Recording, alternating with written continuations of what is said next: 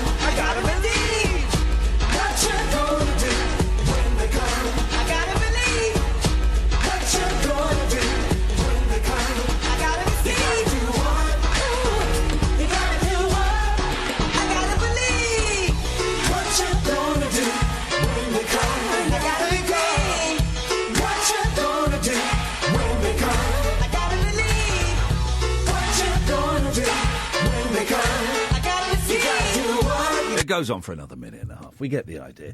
Kath and I made it with seconds to spare for the 42,000 of you that were watching us on my YouTube channel, my gaming channel now. It's all we're going to show on there is gaming videos as I become a professional gamer. The 42,000 of you that watched us complete from start to finish PaRappa the Rapper with literally seconds to spare. Literally. Let's say literally seconds. It was like 8 minutes. 8 minutes of seconds to spare. But it was tense. It was exciting, and we completed PaRappa the Rapper, guys. We are living the dream. Hey, Brittany, we completed PaRappa the Rapper. Hello? Yeah, Brittany, we completed PaRappa the Rapper. It was fabulous. Well done. Thank you very much indeed. Were you watching? Yeah. Way! Well, I'm glad you enjoyed it, Brittany. We were doing it for people like you, for guys like you, for the little people. That's who we were doing it for, and we really hope you got as much entertainment out of it as we did. Brittany, I don't believe we've spoken before. What's taken you so long? No, I just wanted to say I used to watch you on I Was 11. I loved it. Hey! Well, there you go. Thank you very much indeed. Yeah, you was my biggest fan.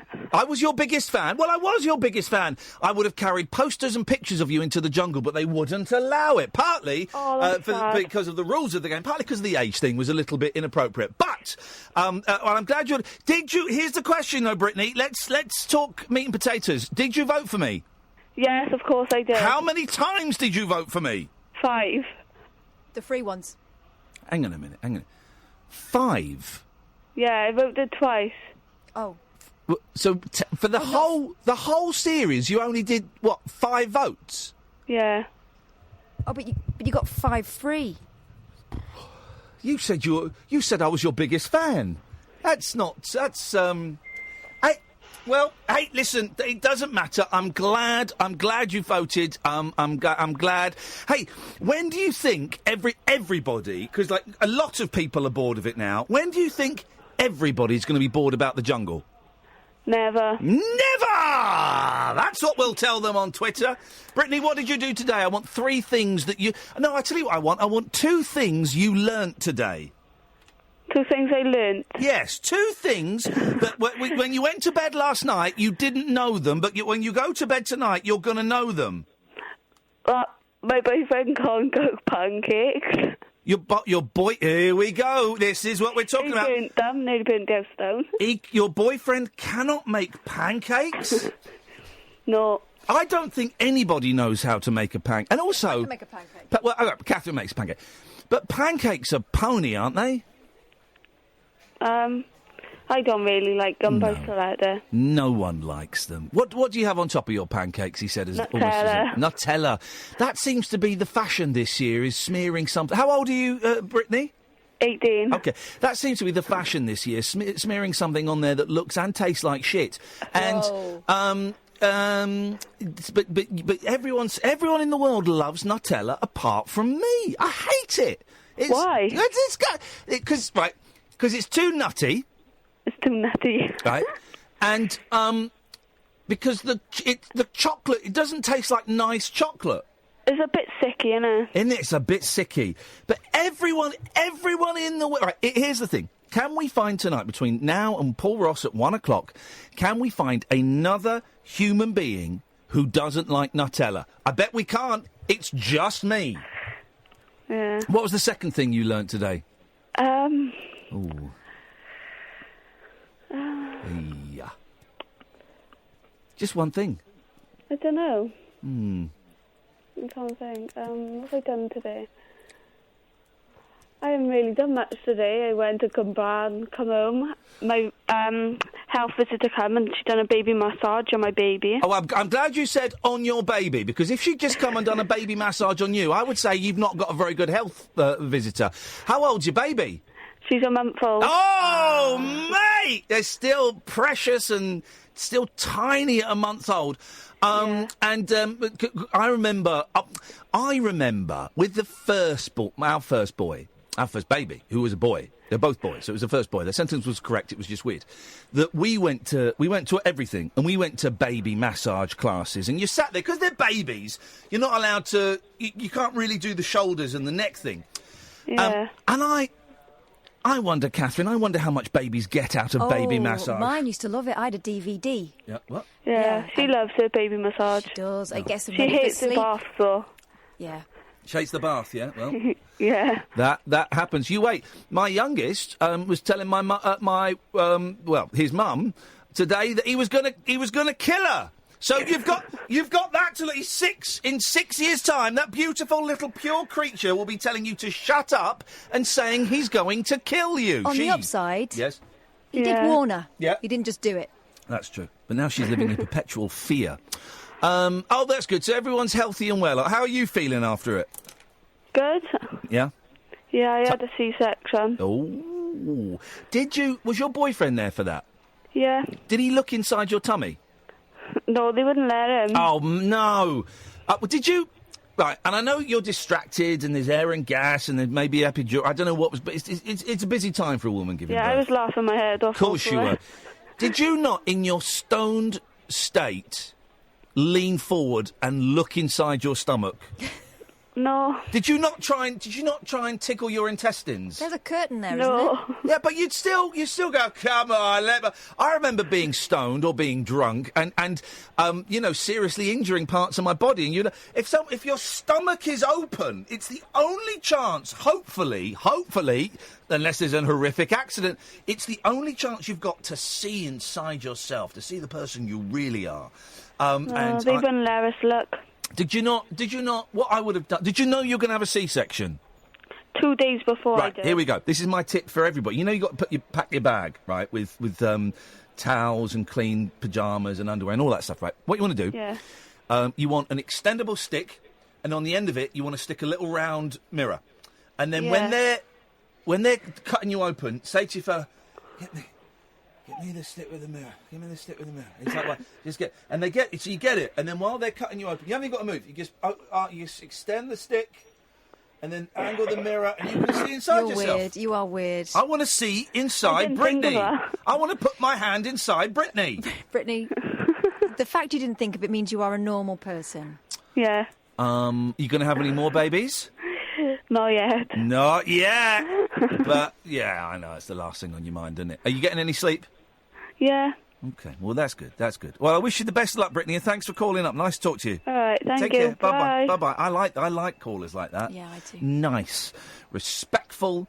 But I would say disappointing that she didn't create. That's a great invention, isn't it? That's one of those extendable sticks. Like a selfie stick with a mirror on it. Oh, I've invented a selfie stick. Or a selfie stick. Let's get a and your selfie phone. stick. There we go. Forget everything I've just said. Get a selfie stick with a phone on it. Or Film it in 360. and this could be useful Yeah. because they used to always do it Yeah. on royal wedding years. Yeah. Blue Peter, one of those periscopes made out of a box. The 0344 499 1000 is the phone number. The royal wedding has been announced. My wife messaged me saying, "I'm thinking of renting out the house during royal wedding week." And I'm like, "It's your house, you know. I mean, but it's, you know, okay." She thinks she'll still be in it. No, she doesn't understand Airbnb. She's gone off on her first Airbnb, but she's loving it. They're having a great time. But then I heard, so Radio 4, this was yesterday, I think, the royal wedding schedule was announced.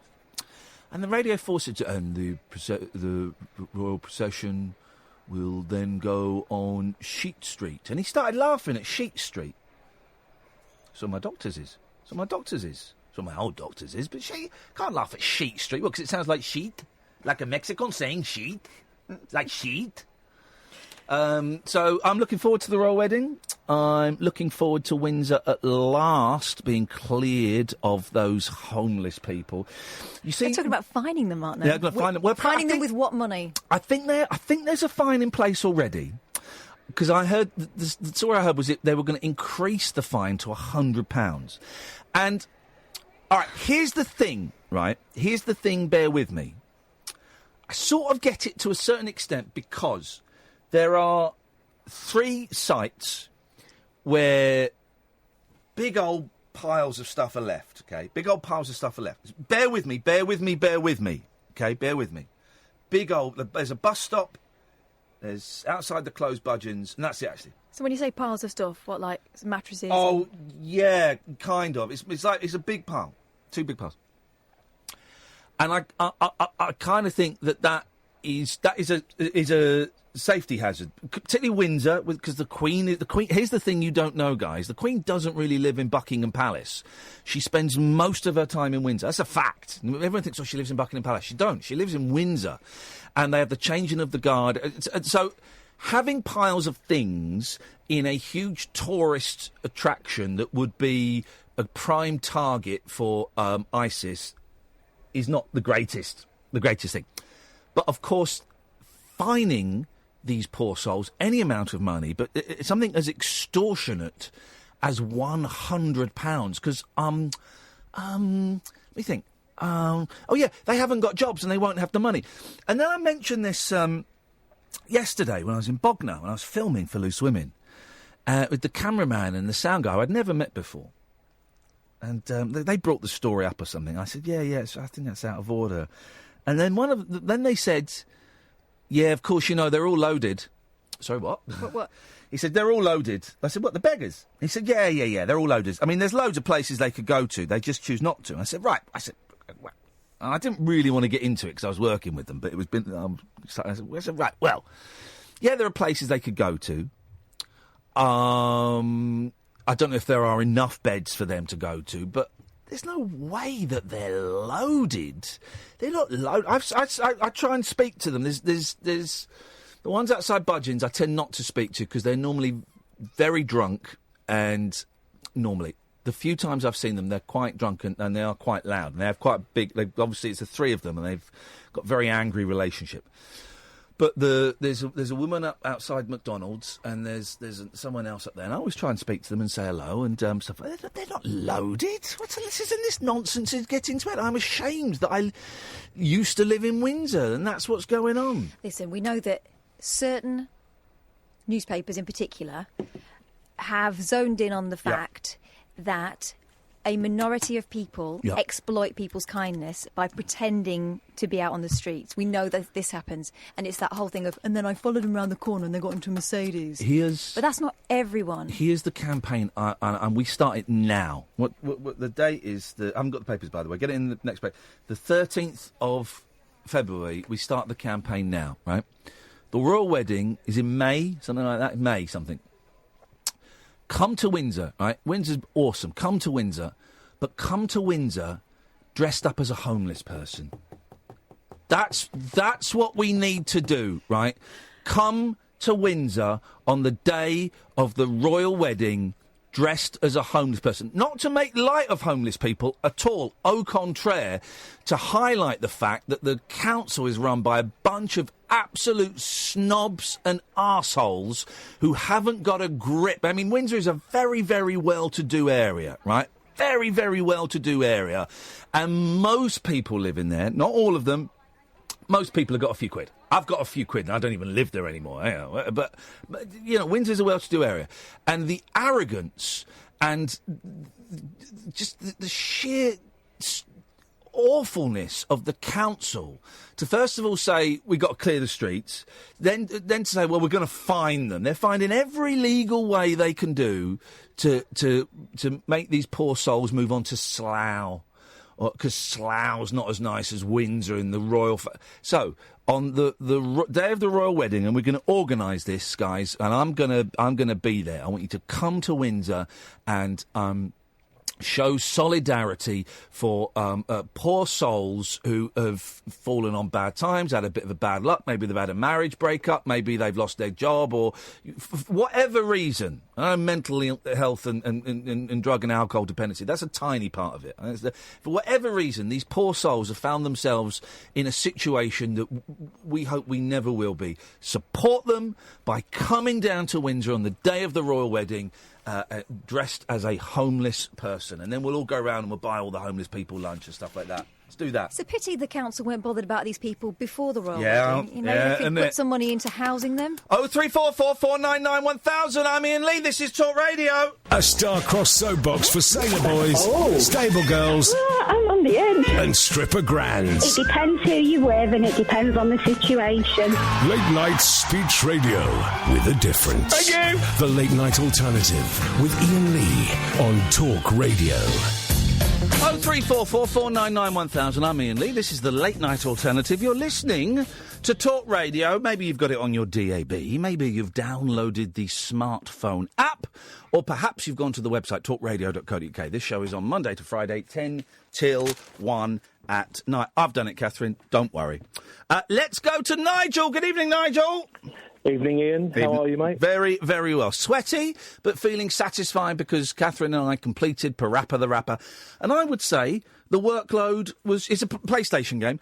The workload was shared about 50-50. Well, I was quite chuffed because it's my first time on that... You can't ask for more than that, can you? It's my first time on that game, and I didn't disgrace myself. There we go, you see. It's all good. Well done. It's all good. What you got for us, Nigel?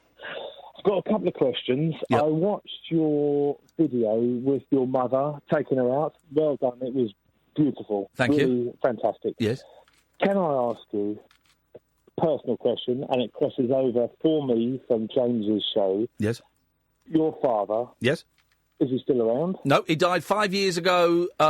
It's about 4 days to the day, 5 years ago. Oh, really? Oh, I'm terribly sorry to That's hear right. that. James's show was fantastic. It touched on lung cancer, which my father suffered from, Yeah. but was never a smoker. So it was very it was interesting to hear other people's skew on that. We heard bits and pieces of James's show, and I've been feeling a bit funny about death recently because of the anniversary of my dad and because of seeing my mum on telly and loads of things. So I dipped in and out of James's show, and I've been aware of we've kind of known for a while here that things haven't been going particularly well at home with Mrs. Whale, and I thought what I heard was brilliantly done.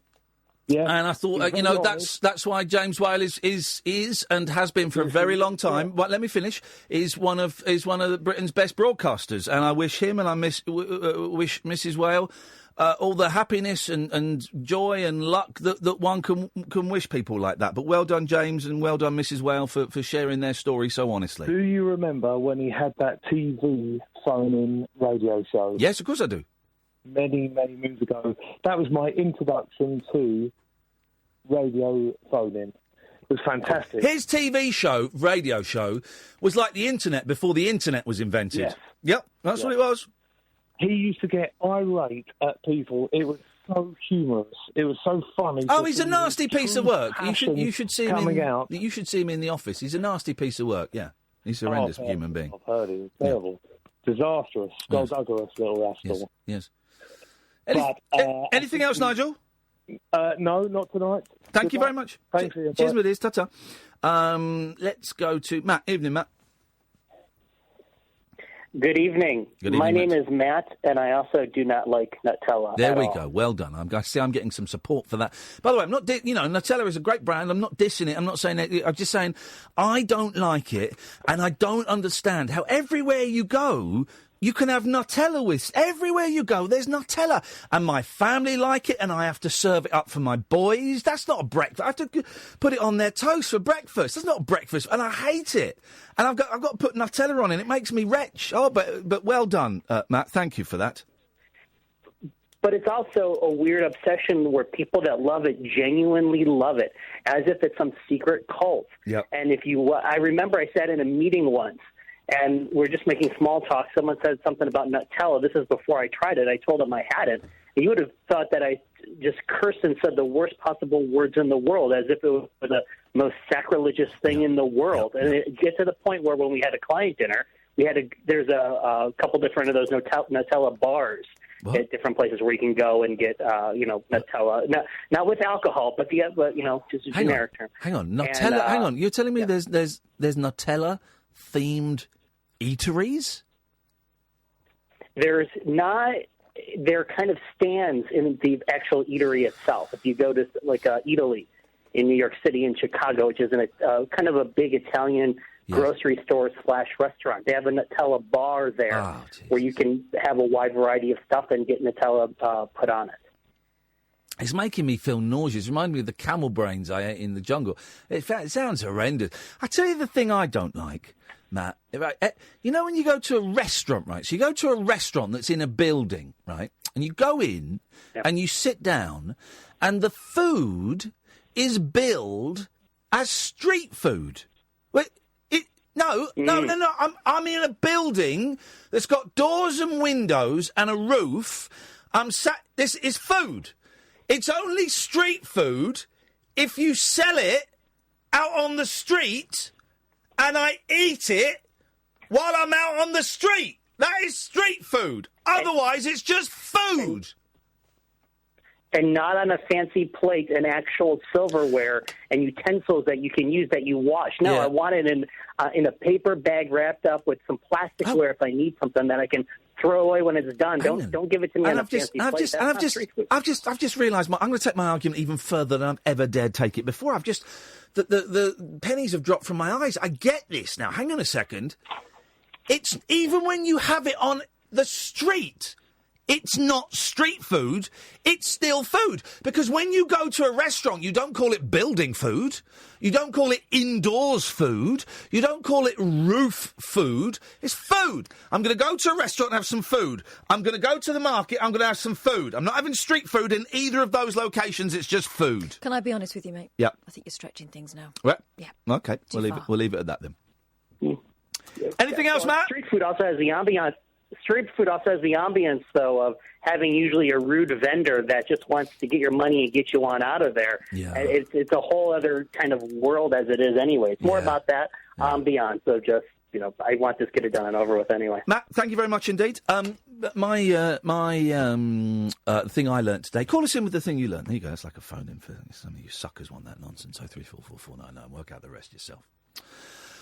Is I learnt how Jeremy Kyle shakes hands. It's a very interesting... I met Jeremy Kyle today. He came and sat in my dressing room. Did you invite him in? He came in and we talked about divorce. Here's what we talked about before the show. He just got engaged, hasn't he? We talked about him getting engaged. We talked about divorce. We talked about drugs. We talked about our children. We talked about work. Then did he bring on some kids? No, he talked about Denny Morris, our boss, who he says, talk radio, so Denny Morris, isn't it? He used to be I can't do his voice. He used to be my T-boy. I said, yeah, that's it, and he's my T-boy now. And we had a really nice chat. But his handshake is... I like a straight handshake. Straight. Everything is straight, and you go in and you shake. I don't like the people who do the power handshake where their palm is almost facing down. It's on an angle, but their palm... That's the power. They've got the power then. But Jeremy Kyle took the power in the handshake in a way I've never seen before. And I thought... We had a really nice chat, actually. You know what I was saying? Yes, I got on with him really well. He was a nice guy, actually. But I think someone's taught him this handshake. And it's great, right?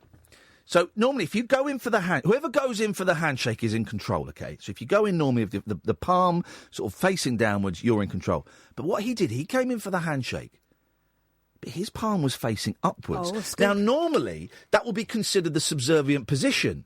But so my hand went in straight. He is forcing you. He's saying, without using words, you're going to turn your hand the way I want you to turn your hand. So you go in straight, then you've got to turn. He's made you do that. Now, I got a B in A-level psychology, so I know what I'm talking about, and I've studied people. That is a small movement of... that's about 80 degrees. He's made 75 degrees. He's made me turn my hand. Tiny, tiny thing. Huge. He basically came in and did a wee in that corner of my room, a poo in that corner of my room, a wee in that corner of my room, and God knows what he left in that corner of my room. That was what he was doing. And as he did it, I thought, and I shook hands, I thought, he's totally controlling me. And it was wonderful to experience and acknowledge it and be aware of it. It was wonderful. But I got on quite well with him. And he was talking about radio, because, of course, he used to work at Talk Sport, I'm guessing, Talk Sport. Years and years ago. Did he work at BRMB? Wasn't he the guy who organised the wedding and married the bride? Yeah, Talk Sport. I think he was at Virgin for a while. So he's done the rounds in radio. And you know what? I got on really well with it. This is the thing. Everyone's all right. This is what I'm learning. Everyone's all right. Everyone is all right. And tomorrow I'm having lunch with Slobodan Milosevic. I'm joking, guys. I'm joking. 0344 499 1000. This is the Late Night Alternative on Talk Radio. Unmissable late night radio with the original king of unconventional conversation. Make contact with Iain Lee. The Late Night Alternative with Iain Lee on Talk Radio. Let's go to Simon. Good evening, Simon. Yo, Simon. Kick, punch, it's all in the mind. If you want to follow me, I'm sure you'll find the things I teach you. Sure to teach you. Sure to beat you. Okay. Here's the thing. Let me know, because you've either got to carry it on or I carry it on, because if I do it, there's a delay and it gets confusing. So that was a terrible start to the phone call. I'm going to be honest with you, Simon. I apologise. I don't know all the words, but what a wonderful game. Well, we completed it before the show tonight. It's £12. I'm never going to get back, but £12 well spent. Easily the best 36 minutes I've got for 12 quid in a long, long time, guys. I got an emulator on my phone. I was playing it on there the other day. I was playing it on an actual PlayStation because I'm cool. Oh, cool dude, man. What you got for us, Si? I want to have a word about flavour prejudice. Yes. No, hang on, not prejudiced. Flavour something like that. Anyway, look, this Nutella thing, okay? If I go to the shop, I want to buy some chocolate spread. I want chocolate spread. Why is it that whenever I want to buy chocolate spread, it's always got to have something with it? Because Nutella is nuts, isn't it? Yes. Yes. Well, can you not? Surely you. Why would you even want to buy a chocolate spread? That I don't get. Well, I'm just, for example, like now I vape, so I vape. God! Either smoke or don't smoke. Don't vape. Don't vape. Can't agree with you there. I love vaping. Well, I know, but either be a smoker or be sensible. Don't be a knob. And by being a vapist, you're being a knob. Okay. Look. Are you one of these idiots that makes up your own flavours? I don't make my own flavours. No, I make my own liquids. So I don't make my own flavours. Well, why do you? Come on now. Why do you bother doing that? Okay, explain. Well, no, I asked you a question. Why do you bother doing that? Because it's cheaper than buying the factory-made one. How much money are you saving? Cool, loads. So I bought all of the stuff I need the other day. Yes. For just under £20. Right.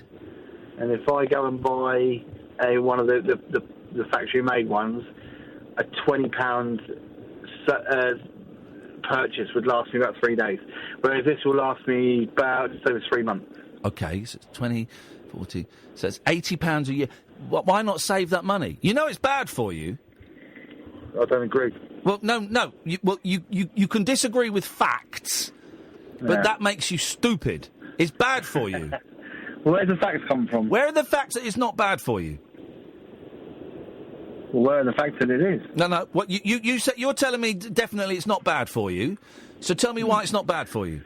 Well, I'll tell you. Let me put it into perspective for you, okay? I don't want perspective. I don't want comparisons. And I don't want history. I want to know why vaping is not bad for you. Right. Let me tell you. So I used to smoke. No. I don't. No. I don't want a comparison with cigarettes. You told me. I said vaping was bad for you, and you said you disagree. Tell me why vaping is not bad for you.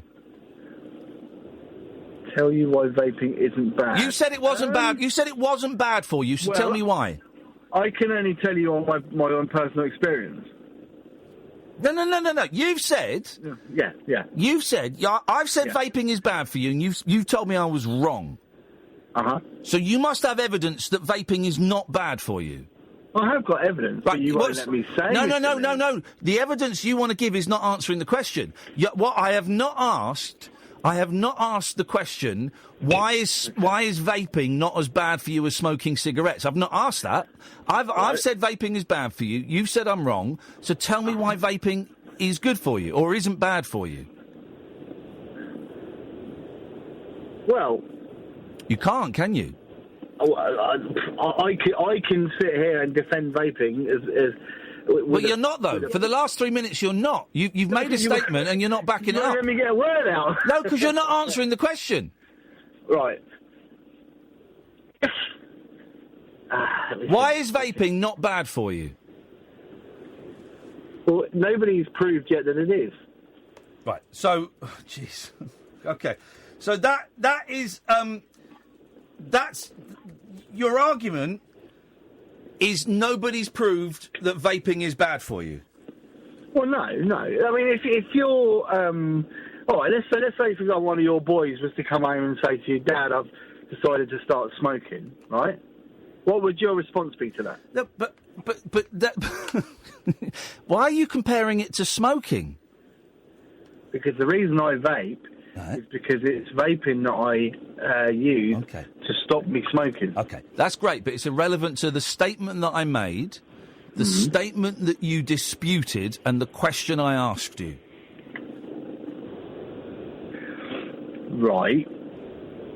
So, if vaping was bad at this stage, people would be dropping no flies. No, they wouldn't. People don't drop like flies. No, they wouldn't. Vaping's been around, 5 years, 10 years? 10 years. Right, okay. They don't drop like flies. Cigarette smokers don't drop like flies. It's not like you see someone sparking one up and then they're flat dead on the floor. Don't work like that. But they've done all the tests that they can do. People would be getting ill by now. Yeah, people are getting ill. No, they're not. Yeah, they are. Who's getting ill? Also, 10 years, in the great scheme of things, is nothing. You know, for about the first I'm going to say tobacco. But 1880, we got 1860. We probably got tobacco, didn't we? Walter Raleigh, about 1860. Yeah.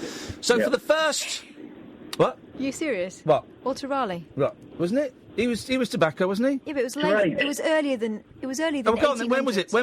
It's like it's Elizabethan times. Well, give me a year, quick. I don't know what Elizabethan times are. Give me a year. 17th. 1492 is when they discovered America. All right. Say 1500 and all something. Right. So, all right, right. So. Yeah. 8, 9.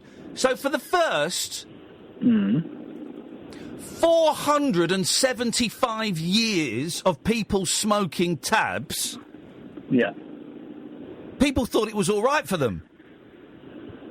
At times, people thought it was good for them. For the first 400, and we assume that smoking started around about 1500. 1586. All right, 1586. So we'll hang on. I'm terrible with maths. 1600. All right. So for 375 years, people thought smoking was good for them. Right. And we've had vaping for 10 years. So you know, you're laughing because you know you're caught. So 10 years ain't nothing, and they're doing new tests. Here's the thing: what about the thing that came out recently? Remember the thing that came out recently about a load of vapists were complaining that the inside of their car windscreen had this film on it. This film that was forming on it. Oh, it's a nightmare. I have to clean it every couple of days. Yeah. What is that film? It's oil. It's oil residue. Right. And so that's healthy, is it? To be ingesting oil... Hang on a minute, Simon. Yeah. You're telling me it's healthy to be ingesting oil that has to be scraped off of a car windscreen? That's healthy to have that in your lungs? That's healthy. Right. Okay, well, look. No. Address that. No. If you let me explain to you my address that point. Well, I'm going to. I'm going to. But I don't want to go all around the houses. I'm outside the house. Open the window. Look, if you let me speak, I'll explain it. Ready? Hello? Yeah, I'm waiting, mate. Oh, right, okay, right. So I used to smoke about 60 to 70 roll-ups. Stop. That's irrelevant. Your smoking history is irrelevant. We are talking about vaping, not smoking. Without the vaping, are you telling me that it's healthy, or let me help you out a bit. Are you telling me it's not bad for you to ingest something that leaves an oily residue that has to be scraped off of a windscreen? You're telling me it's not bad for you to have that residue deposited on the inside of your lungs? That's not bad for you? No, because your bodily fluid and mucus stops it from settling. How do you know that? Well, because it does. No. Not because it does. How do you know that? Well, all right. So, if I was a smoker, I would have my smoker's Why are you talking about smoking? Smoking is irrelevant. Of course it's not irrelevant. No, it's irrelevant because I'm not... Okay, you might as well say... that's like me talking to you about cancer and you're going, right, well, if you compare it to AIDS, it's completely irrelevant. Completely irrelevant. We're not comparing smoking with vaping. Okay. But the reason I vape is because I used that to stop smoking. I'm really pleased for you, but that's irrelevant. You're telling me it's not harmful. If I didn't smoke, if I didn't vape, I would be smoking. Right, okay, that's great news, but it's irrelevant. Are you telling me that it's not harmful to have a thick, oily deposit that hardens and has to be scraped off glass? It's not bad for you to have that in your lungs. I'm telling you that at this stage, we don't know. Right, mate, I'll tell you. Having a thick, oily deposit on the inside of your lungs, right, that you have to scrape off glass, I'll tell you now, that's bad for you. Well, let's put it out to the listeners then. No, because it's obvious. It's obvious. Well, no, it's not obvious. Well, it is. A thick, oily deposit that sticks to glass and has to be scraped off. Uh-huh. Having that in your lungs is not bad for you. That's what you're saying. What I'm saying is... No. It's a yes or no question. No, I'm not saying... You are! It might be good for you. Oh, don't be so bloody stupid. And this is one of the problems. This is one of the problems, one of the many problems I've got with it, right? Of course it's bad. Of course that's bad for you. Don't be so stupid, How can Simon. You say, of course. Where's because your proof? I tell you why. Because we're not meant to have thick, oily deposits in our lungs. There you go. Right. How's about that then? Well, we're not meant to be driving cars and walking around. Irrelevant. What you're doing is I'm asking you a question and you're holding up a fish. It's irrelevant. It's a nice fish. It's a beautiful fish. Irrelevant to what I'm talking about. Right. But, okay, so what about people that have a drink? Irrelevant. Now you're holding up a lemon. Beautiful lemon.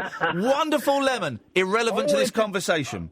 And there's me wanting to defend plain flavours. Ian, at the end of the day, my friend, you're going to say what you're going to say. Yeah, I'm going to talk science and fact, and you're going to show me a fish.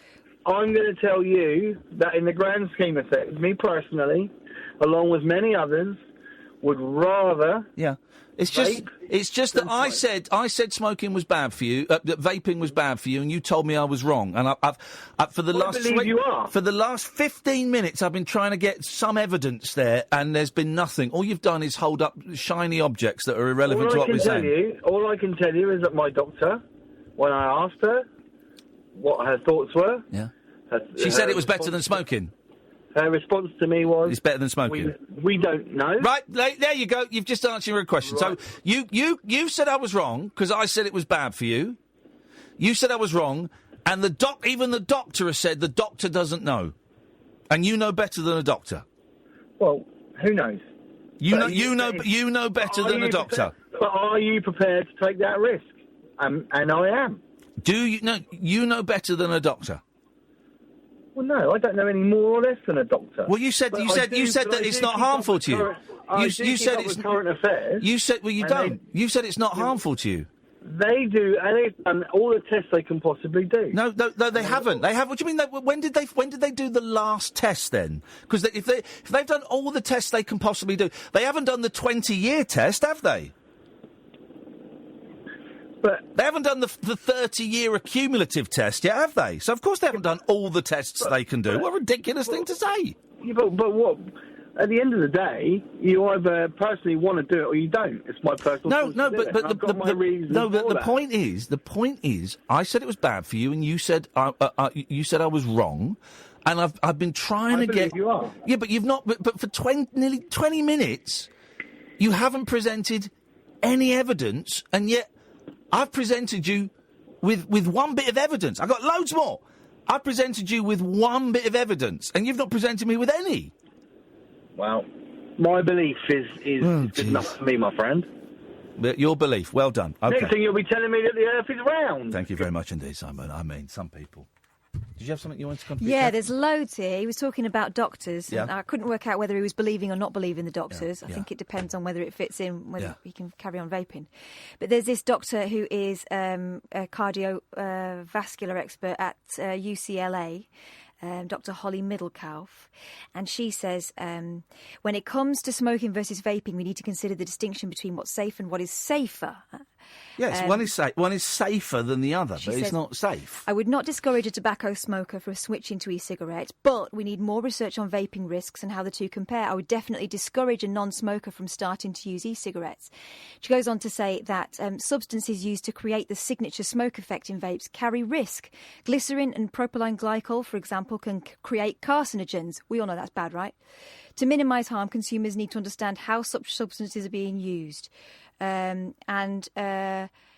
Researchers have continued to study the risks of vaping devices. So they believe there are risks. They've done all the tests, guys. They've done all the tests. 0344 499 1000. This is Talk Radio. Late night conversation worth losing sleep over. The Late Night Alternative with Iain Lee on Talk Radio. We have ways of making you talk. There you go. I've just seen this. Abby Beckley realised something was wrong in the summer of 2016 while working on a salmon fishing boat in Alaska. Something was making her eye feel... hang on a minute. We need proper... ambience. Proper music for this. Hang on a minute. We need... This is what we need. Oh, it's the advert we don't want. I don't want the advert. Skip the advert. There we go. This is what we want. Here we go. Okay. Here we go. This is some story. Abby Beckley realised something was wrong in the summer of 2016 while working on a salmon fishing boat in Alaska. Something was making her eye feel scratchy and irritated. After about a week of irritation, which she thought might be caused by a stray eyelash, Beckley took a close look in the mirror and found the real culprit. She pulled it out, and it was wriggling. It was a translucent worm, about a half-inch long, and it wasn't the only one in her eye. Local urgent care clinics and an eye doctor in Alaska couldn't find out what was wrong, though they removed another 4 worms from her left eye. Beckley flew home to Oregon and met with doctors at the Oregon Health and Science University Emergency Department. Hang on a minute, I've lost the page now. Hang on. Soon she was able to feel the telltale movement and alert the medical professionals, who were astounded by what they saw. They planned a call among physicians on an infectious disease hotline. Erin Bonura of the Osu School of Medicine recalls how mystified doctors were on the call. This patient has worms coming out of her eye. What are we going to do? When doctors say, what are we going to do? You know you're in trouble. The team sent a sample to the CDC. Because Beckley was better able to pull the worms out of her own eye than the doctors, she continued to remove worms from her eye for the next few weeks. Doctors who'd previously said, what are we going to do? Assuaged some of her fears when they told her the worms would remain on the surface of her eye and not tunnel through into her brain. I was really thankful to be linked up with Dr. Bonura, Beckley said. Dr. Bonura was so willing to just talk with me and was really empathetic to what I was going through as the person who had this thing in her eye. At the CDC, ongoing detective work reveals something surprising. There have only been a handful of eyeworm infections in humans in the US, all by the species Thelema. The worms in Beckley's eye were from a different species, one that can infect cattle, but had never been known to infect humans. The worms typically infect cows when flies land on cattle eyes to feed on tears. Oh, what a sentence! Send that to Bob Dylan. Flies land on cattle eyes to feed on tears. According to the report, doctors think Beckley may have been infected if a fly landed on her eye while she was riding horses or fishing. In the end, Beckley pulled 14 worms out of her eye, removing the last one in August 2016. That is rank, man. That is rank. Eyeworms. What's wrong? I can't come into work today. What's wrong? I've got eyeworms. You stay home then. That is disgusting. Imagine that. That is horrible. Yeah. They couldn't treat it. You just had to keep pulling them You out. have to keep pulling them out. But don't worry, it won't tunnel through to your brain. Evening, Zach. Good evening. Well done. Not on speakerphone. We like that. What you got? Imagine the shock the first time that happened to her, like that she saw in the mirror. Yeah. I imagine. Like, Let's imagine. it. Let's imagine it. The first time she's in the mirror, looking in the mirror, and then she sees a worm in her eye. I'd scream. You would scream, would you? Yeah. Yeah. Well, I think that would drive everybody a little bit nuts. I think what I would do is I'd go something like this. Yeah! That's how I'd go. Well, Zach, you've used up all of your talking time by imagining. I've got something to say that I wanted some advice tonight. You've only got 35 seconds in which to say it. Okay, well, I've got my first ever date tomorrow on Valentine's Day, and I'm kind of nervous about it and don't know what to say and what to do. How old are you? 14. Right, fine, just go and be yourself. Here's the thing, ask her if you can hold her hand really early on, because otherwise all night you'll be worrying about it. One thing I've learned as I've got older, just ask if do you mind if I hold your hand? And if she says no, it doesn't matter. But she'll probably be wanting to hold your hand. Do that and just have a laugh. Okay. Zach, there you go. Thank you very much indeed. If I gave advice to 14-year-old me, just ask if you can hold her hand. It's an hour down. Look, it's Talk Radio, blah, blah, blah, blah, blah. The Late Night Alternative with Iain Lee on Talk Radio. We have ways of making you talk.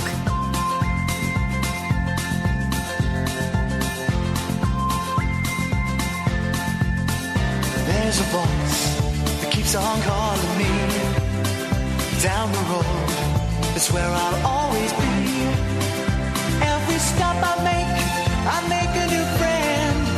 Can't stay for long, just turn around and I'm gone again. Maybe tomorrow I'll wanna settle down. Until tomorrow I'll just keep moving on. Down this road that never seems to end. When new adventure lies just around the bend. So if you wanna join me for a while, just grab your hat, come travel light, that's hobo style. Maybe tomorrow I'll wanna settle down. Until tomorrow, the whole world is my home. So if you wanna join me for a while, just grab your hat, come travel light, that's hobo style. Maybe tomorrow I'll wanna settle down. Until tomorrow, I'll just keep moving on.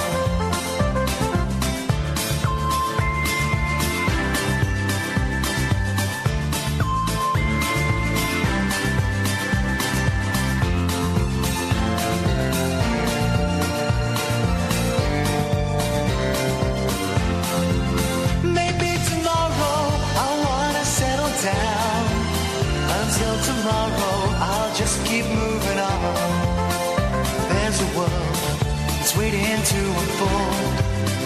A brand new tale no one has ever told. We've journeyed far, but you know it won't be long.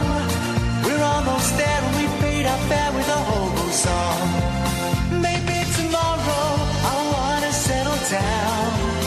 Until tomorrow, Here we go. I'll just keep moving on. So if you wanna join me for a while, just grab your hat, come travel light, that's hobo style. Maybe tomorrow I'll find what I call home. Until tomorrow, you know I'm free to roll. Ba-dum, ba-dum, ba-dum, ba-dum, bum. 03444991000 the phone number. So far we've discussed vaping. We have talked about... what else have we talked about, Jackie? I can't remember. I've lost the plot now, Ian, to be honest with you. Me too. Let's go to the sensible one in the room. Catherine? Yes? What we talked about? The Winds are homeless. Oh, yes. Not liking Nutella. Okay, Teenage dates, eyeworms, and vapists in denial. I'm right, I know, Jackie. When 14 years old, right, if I had any advice to give to 14-year-old me, it's like, it would be, just ask if you can hold her hand. Just ask. And she'll say, I know she's going to say, yeah, I know that the She's girl... waiting for something. Of course she is. It's Valentine's. Exactly. There's no harm in asking. There's no harm in asking. And No harm in asking. And here's another thing as well. As a kid, and by a kid I mean like 14, 15 years old, I was terrified of rejection and of girls saying no and all of that stuff. And I wish more girls had said no, in as much as that would have meant I would have asked more girls. You know, I asked such a small number of girls anything, and I wish I'd asked more girls, and I'd had more rejections, and more, you know, I don't know, Jackie, I don't know. I know, if we could turn back time. If I could turn back time... Right, Yes. 2 points. Yes, Jackie! Right, first point. I just want to warn the Periscopers because we had problems here in the callers before. Catherine muffed that up. That was Catherine's fault. Catherine, for the first time ever, set up... Very good, Catherine. For the first time ever, Jackie, Catherine set up the Periscope. Well, Normally I do it. You didn't. We could hear everybody else. We just couldn't hear the caller. So that's fine now. As long as everyone can hear me. Hang on. I did half a job. You said I'll do it. No, I didn't. You were gonna finish it off properly. You put the headphones on, and you said. Then you said. No, I didn't do it properly. No, and then you said, "Oh, I've done it now," and I went, "I'll do it." I said I can't do it, and you said I'll do it. The first thing you do is when you grab the headphones, you turn the volume up. It was Catherine's fault, Jackie, and I can only apologise. You know, I've solved that in future. Okay. Another question on Periscope before I carry on. Yes. Turn it off. Who's in charge of emptying the dustbin behind you? Because that's driving us mad. That's a great mystery, that, and I just don't know. I've never known, and I don't know when. I assumed a cleaner came in at night time, but now there's shows.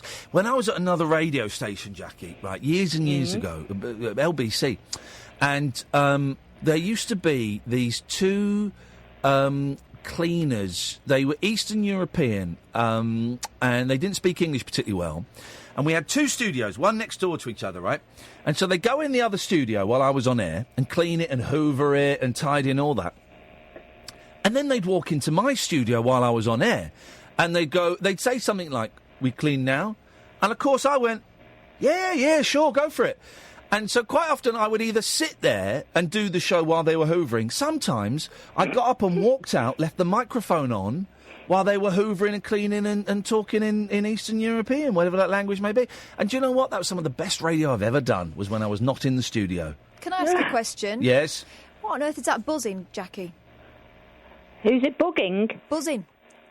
The buzzing. Oh, do you know what it is? It's your crap phone. No, I've got you on my laptop, and I've got one of those air things that. It sounds like you've got one of those rabbit things. No, I haven't got one of them. That's what it sounds like. No, it's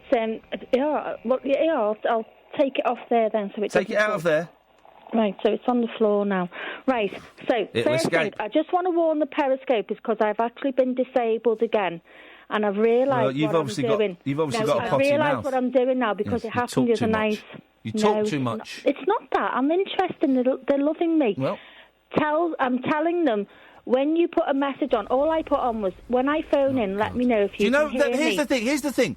Periscope it's like 150 people that give us stuff about it. The other 59,000... 850 couldn't care less. Yeah, well, I like chatting on, you see, because I've got... Well, go and chat to them! I can't chat to them now, because that wasn't the point. Hell, no one else cares! That wasn't the point. I said all it was going to do was... Right, I've had enough. I put kisses on the thing. I've had enough. Right, listen, I want to phone... I was talking to you about vaping. I've had enough. There we go. Periscope's closed. Oh, you're not turning Periscope off, Periscope's closed. Periscope's closed.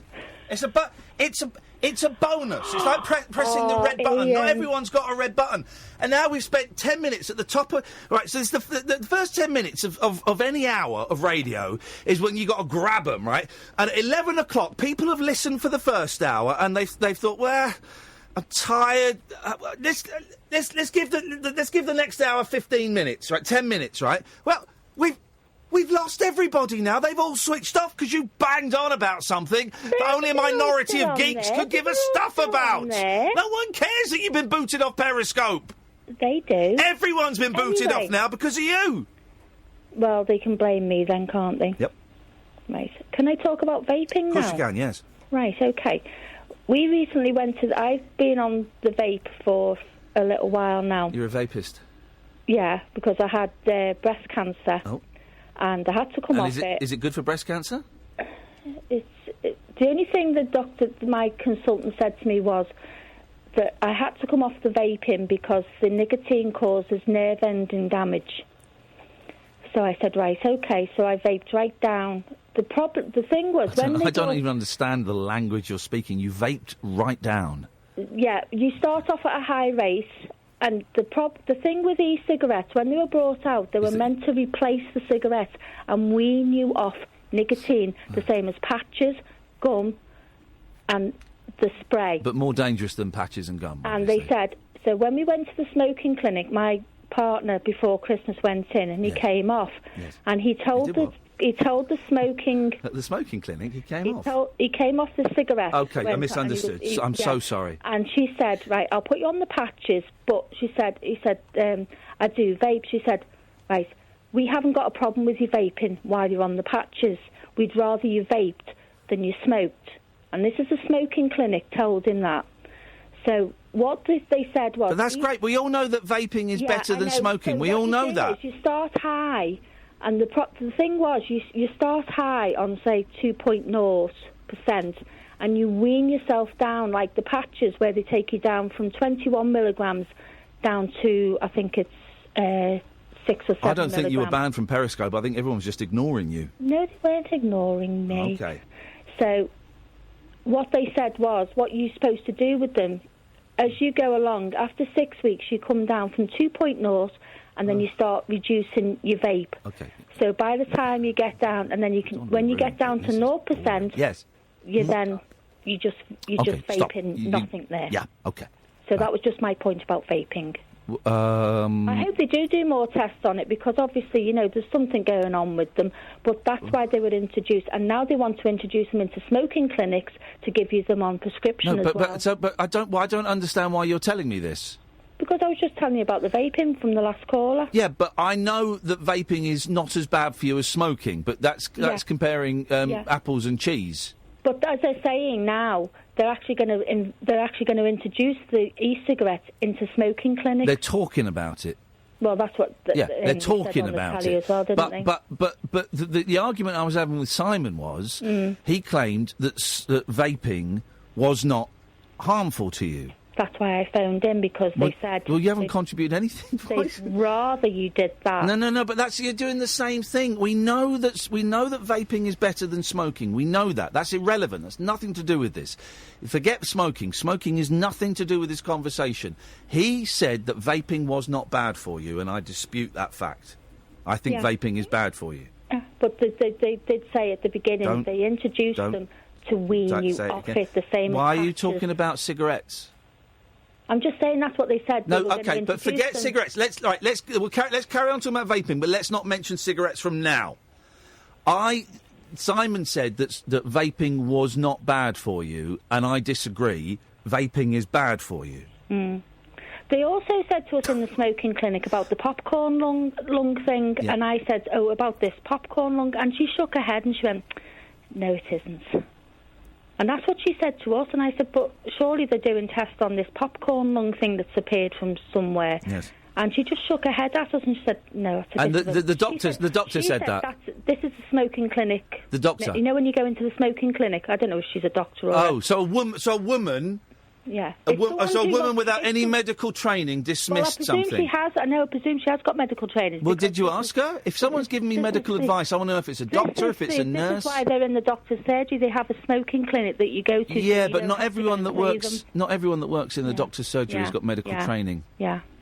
But I'm just saying this is the advice they're putting out. That one person gave you that could be wrong. Could be wrong.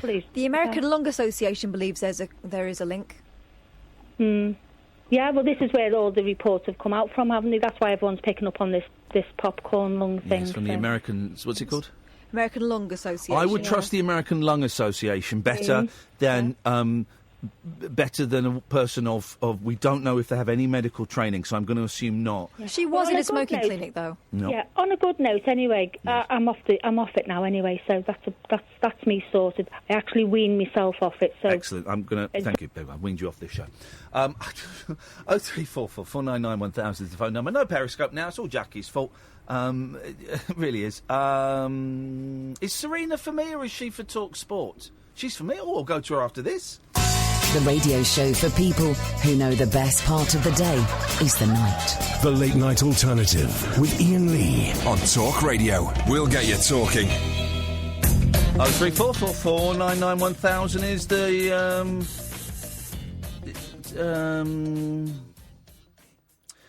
Tony Scullion, yay close to getting muted. He's not a block. He's not worthy of a blocking. But yay, just constantly bombarding with like jokes and observation, like to the point where it's really annoying, right? And then he's just done. How much medical training have you had, Iain Lee? A lot more than you think, Tony. A lot more than you think. And then it does come across sometimes you don't like people being sarcastic or joking. What are you talking about, you rambling loon? Stop drooling and go to bed. You have no... Who's been sarcastic? Who's been joking? Tony Scullion, who thinks he gets the show, but doesn't get the show, but thinks he gets it until it goes away he doesn't like, then thinks he doesn't get it, but thinks he knows me. Maybe he voted for me in the jungle, so thinks he can be rude to me online and think I just go, oh, yeah, sorry, Tony. Everybody moaning about Periscope getting switched off. It's a flipping radio show. It's a bonus. It's a bit of bonus, a Brucey bonus, the Periscope. It's a radio show. Deary me. I'm not in a bad mood. I've not been rude to anyone. I'll explain it to you, Tony. Get a pen and paper. Jot this down. With Simon and Jackie, I've not been rude at all. If anything, they've been rude and disrespectful to me because however many times I asked them to put smoking to one side, smoking cigarettes to one side, they were unable to. I thought Simon was very rude to me in that, and Jackie just wasn't listening at all. So, what I am, here's the thing I am, Tony Scullion, if that is your name, is I'm precise. I'm precise like a laser, right? I'm not one of these lazy broadcasters. I'm going to say it like Julia Hartley-Brewer, who basically comes on and picks the headline from the Daily Mail and shouts that out. Doesn't even read the story, doesn't even look behind it. Just goes on and goes, Muslims. Peter Rabbit, people are allergic to snowflakes. Not that, right? Don't do that. And I'm not one of these people listen, it's great you guys call in. Of course it's great you guys call in. But if you don't call in, those are the shows I get paid for. I'm not going to give you an easy ride. If we're having the rules of, I nearly said combat, engagement. Thank you. The rules of engagement are, if you're saying something that is wrong, I'm going to call you out. If you're deliberately or otherwise ignoring a very simple point I'm making, I'm going to call you out. And the same goes to me. If I'm saying something's wrong, you can call me out. If I and I do, I'm a master. One of the greatest tricks I've ever seen in my life, right? It's a brilliant trick. I'm going to tell you how it's done as well, right? David Copperfield had 50 people sat in New York, right? Sat in New York on this seating, looking directly at the Statue of Liberty, right? And it's all lit up. It's night time. Turn the lights off. And he talks for a bit. The lights go on. The Statue of Liberty has disappeared. Right? The Statue of Liberty has disappeared. Of course it's not disappeared. This is how I think this trick is done after speaking to a magician. While he's talking, very, very slowly, imperceptibly, the seating that the people are on shifts around just a few degrees. Just a few degrees. So they're sat looking at the space of the Statue of Liberty was. David Copperfield distracts them, and it very slowly, because he talks for about 5 minutes, moves around, and then when they're not looking directly, they light up. Oh, there's no Statue of Liberty in front of us. Of course it's not, because it's over to the left. Mm-hmm. I do that quite a lot. And now I've told you that, look out for it. If someone is getting an advantage on me, I will do a David Copperfield, and I will shift them about 12 degrees round to the left, and then I'll turn the lights on and they're bamboozled. I'll do that a lot. But if you spot me doing it, call me out. Call me out. But here's the thing. I've been doing this job for 15 years. I've been doing phone-in radio, and I've done prank stuff, and I've done stupid stuff, and I've done childish stuff, and I've done Radio 4 stuff. And I've interviewed politicians. Great to see, is it Steve Baker, that MP who was a shit to us? Great to see him getting a tough time in Parliament recently. I'm really, really good. I'm going to say it. I'm really, really good at this. I'm really, really good at this, right? At having an argument and at seeing a point and focusing on it and getting to it. So I'm going to call people out. Can I give away a little production secret? Yes. You talk about, you're terrible when the caller's ringing. Yeah. Okay. The callers are brilliant and we're glad they're phoning. Yeah, of course. But they're not. They're not they the don't show. phone in, No. they're not the show. The people we're making the show for are not necessarily the callers. No. Very, very, very, very small percentage of people ever phone in. We're making a show for the people who are listening. Yeah. Okay? Not the people who are watching on Periscope or anything else. So if we let someone come on and talk nonsense, that's rude to the people listening, isn't it? Yeah. Tony Scullion says, please don't mention my name on air. Don't tweet me. Listen, don't tweet me. Don't tweet me in a public forum. You know, it's that simple, dude. It's that simple. That's how it works. You're interacting in the show. You're interacting with the show in a medium that I don't particularly like, Twitter. But you're interacting. So, in a public forum. So, all these screens in front of me with Twitter and with Facebook and with texts and tweets at Talk Radio, that's all material for the show. And if you send me an email, that's a slightly different thing. If you stay at the very top of the email, say it in the subject heading, please don't read this out on air, please don't mention my name on air, because I've read emails where you go, I left my wife, and that was from Steve, brackets, please don't mention my name. Yeah. Guys. It's like passing notes in school. If you send us one, we're going to share it with the class. Yeah. Rude not to. Exactly. Thank you very much. Tony. So stop, Tony. Tony Scullion, here's my phone number. Right, he's tweeted his phone number. Don't do that. Feel free to phone me for a chat of air. He means off it. Well, I'm not going to, because 1 o'clock, the show finishes, I go home. Really bad form mentioning my surname on air. Tony Scullion, it's your Twitter name. Take your phone number off. Take your phone number off. I doubt it is his phone number. Take your phone number off, never going to call you, and it's your Twitter name, right? And just stop tweeting me, and then it won't be in my line of vision. Dear God. Good evening, Skylar. Oh, hello. Can you hear me? Yes, I can. You're not on speakerphone, are you? Yeah, no, I'm not. Sorry, I'm partially deaf. I do apologise. Well, don't apologise for being deaf. No, good. That's fine. I'm also partially sighted. Apologise for that. No, I don't need to apologise for it. But, I'm just saying. What I wanted to say was that I admire you and I admire Catherine. Hello, Kath. Hello, thank you. And wow, it's an honour to speak to you both. Basically, let me go through a bit of background information first before I give you the big reveal, as they say. You're not my dad, are you? I hope not. Okay. I'd rather be your mum. But let's go through this whole scenario with me. I am partially blind. Yes. Partially deaf. Yes. I've got Asperger's. Oh. I've got a twin brother who lives in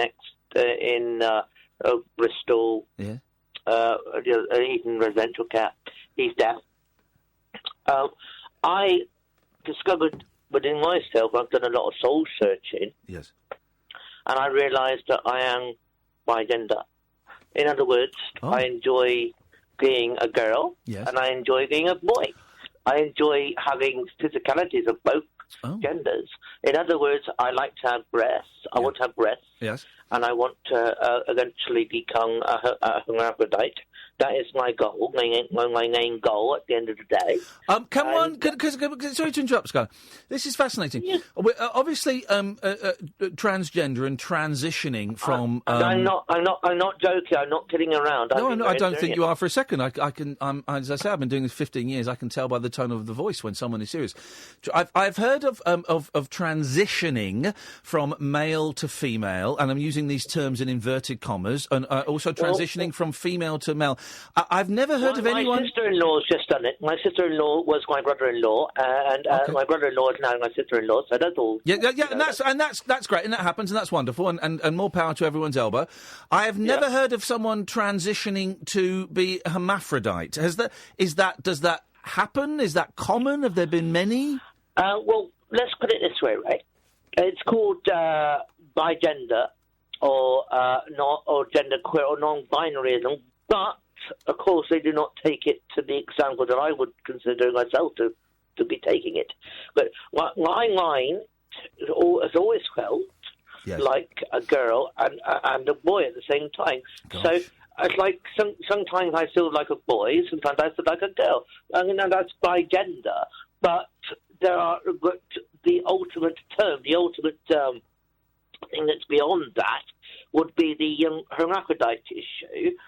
But I can easily split myself in between two different genders. That's fine. It's not a problem. For people to understand it, yes. For people to make sense of it, I have to go through life either as a male or a female. But within my heart and within my soul, I automatically, mentally do feel, and I always have done, a hermaphrodite. Okay, let me ask you some questions if you don't mind. Do you feel... So you said you contradicted yourself slightly. I just want to pick up on it because I want clarity. Of course. You said you feel like a boy and a girl at the same time, and then you said... Maybe it's not a contradiction. Then you said sometimes you feel like a boy and then you switch and you feel like a girl. Is it a case of... For example, in the morning you feel like a boy, in the evening you feel like a girl, and there are times when you feel simultaneously to be a boy and a girl. Do you understand what I mean? In other words, I can equally feel both at the same time. Yep, there we go. Or I can also feel one. Yep. Or I can also feel the other. Right, gosh. And where does... Well, I was going to ask you a question that's impossible to ask, because I was going to ask, what does it feel like to be both? But then if I were to ask you, Kath, what does it feel like to be a girl? And you ask me, what does it feel like to be a boy? I don't know. So maybe it's... But perhaps if you are emotionally and mentally transitioning throughout the day or throughout the week, maybe you could answer that. What does it feel like to be both simultaneously? How does it feel? Wow. I mean... At the end of the day, and this is going to probably blow your mind concept a little bit, but I believe in the afterlife. In other words, I believe that everything is equal to everything else. In other words, I believe in a higher consciousness. I believe that all consciousness is one, and I believe that we're all particles of God, and I believe that every single particle of God is within us, and I believe that everything within us is within God. Yes. So, creatorialism. Basically, we're the whole multiverse concept. I believe in that. I believe in the whole multiverse, the omniverse. I believe in all that stuff. Yes. So basically, I believe that we're spiritual beings first. Yes. And I believe that we incarnate, and we reincarnate, and we go on to other planets or whatever. Wow. And eventually we're all part of God anyway. So everything is one and everything else and all that stuff. And I sort of came to my own sort of scenario was basically once I'm on this planet, I'll enjoy being as much I possibly can of being as much one with myself that I possibly can, because at the end of the day, I am the creator, you are the creator, yes. We all are the creator, we all created ourselves, and we all create... exactly. Yes. So your goal is your goal to have both let's get down to the nitty-gritty. Is your goal to have both a vagina and a penis and testicles? Absolutely. Why? It's a good question, isn't it? Because that is a very good isn't it? I don't know. It's a blunt one. Why? Why is that your goal? Because I imagine transitioning is physically, emotionally and mentally to one side, physically traumatic because it's such a huge change that happens to various parts of the body. But to have, may I ask? I'm obviously not going to go through that. Obviously, because of obviously realistic situations. Because I need to bloody pee. You know what I mean? But, all right. So you're not going to do that. But I would like to do it. Of course I would. But practical scenarios would like. Right. Has anyone done that? How do I put it this way? It's like you need to use the loo, right? Yeah. So at the end of the day, that would be catastrophic. That would be all over the shop, wouldn't it? All over the shop. I don't need to go into details, but you can understand what I'm getting at. Well, of course, I would love to be ideally, realistically, I would love to be both, but obviously in practicality, obviously can't really happen. So what have you got now? Have you got a winky or a noo-noo? Leave it, elder. I tell you why, because I've thought, because I saw Skylar, and Skylar is traditionally a female name. Then I heard your voice, and you sounded a little bit deeper than a female. So I said, "Oh, you're not my dad," and you said, "Oh no, I'd rather be your mum." So I'm confused. Okay, honey, I'm going to let you keep guessing. it's up to you. But anyway, I suppose it is up to me. It's a good answer. I like that answer. Exactly. Yeah. So, you can think what you want. I don't really give a shit. I've got what I've got, and yeah. Fair play. Actually, that was quite a personal question. Yeah, no, it was a very personal question. Very personal question. Yeah, I thought we were at a stage well answered. Well answered. Can I ask Ian, how big is your cock? Well, you can ask me. I wasn't asking you the size of yours, but on the Slack, it's not very much. It's not very much at all. God. Exactly. I've always suffered physically. To be personal, I've always been born with one testicle. Right. So that works out that answer. Okay. And also I've been born with a very, very, very tiny little doodah. Yes. So basically, I can insert the doodah into a vagina. Yeah. So I can that small that I can insert it like deep. Put my finger right in and... Oh, my God. Okay, well, you don't need to go into... You get what I've got the image in my head. Okay, so why... I've so completely forgotten how this conversation started. Why are you decided to... But I'm glad it did start. Why have you decided to share this with us? Did you tell me, Skylar? I can't remember. I suppose I just wanted to speak to somebody. I don't know. Why should I have shared it with you? But I thought to myself that it would be nice to talk to somebody about it. Is that uncomfortable with you? No, not in the slightest. No, listen. I'm glad I'm glad that you've called in. I just couldn't remember if you phoned in and gave us a reason as to why you were saying. But people don't need a reason for calling this show. This is the only radio show in the world, I think, where people can phone up and share whatever they want to share.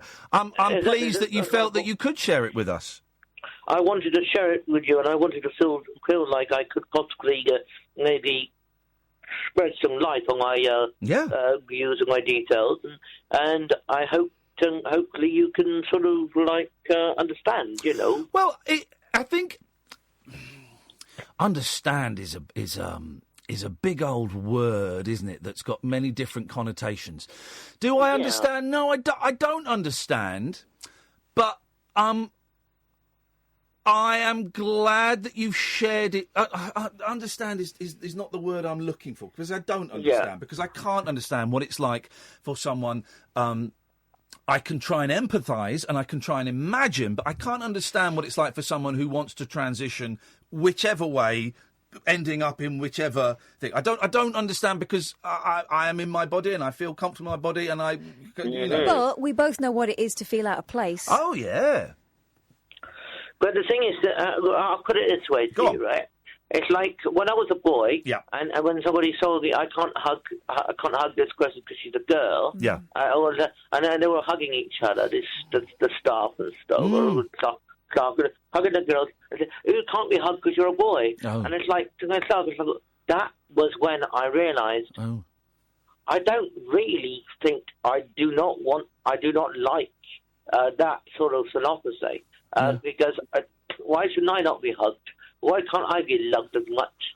I'd give you a hug if you were here now and you wanted one. I'd give you a hug.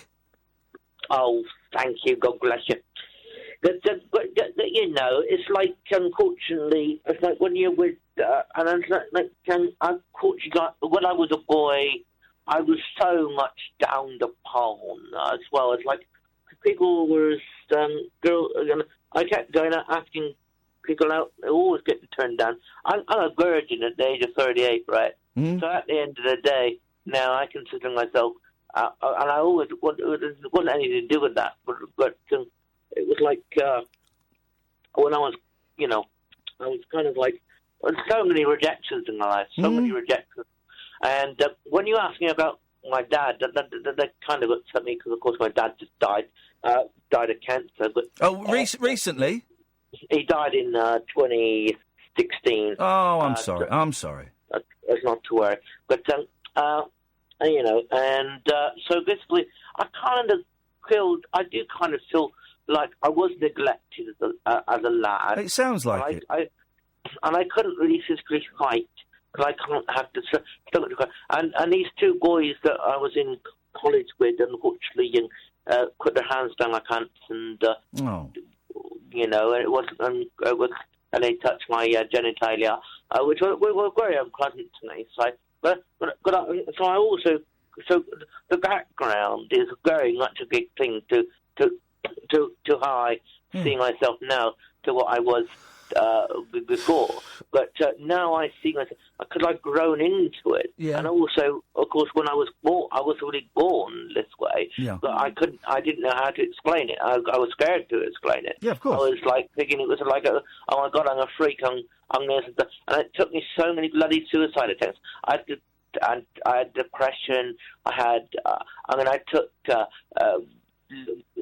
painkillers like no tomorrow, right? And I took drugs and I took all this stuff.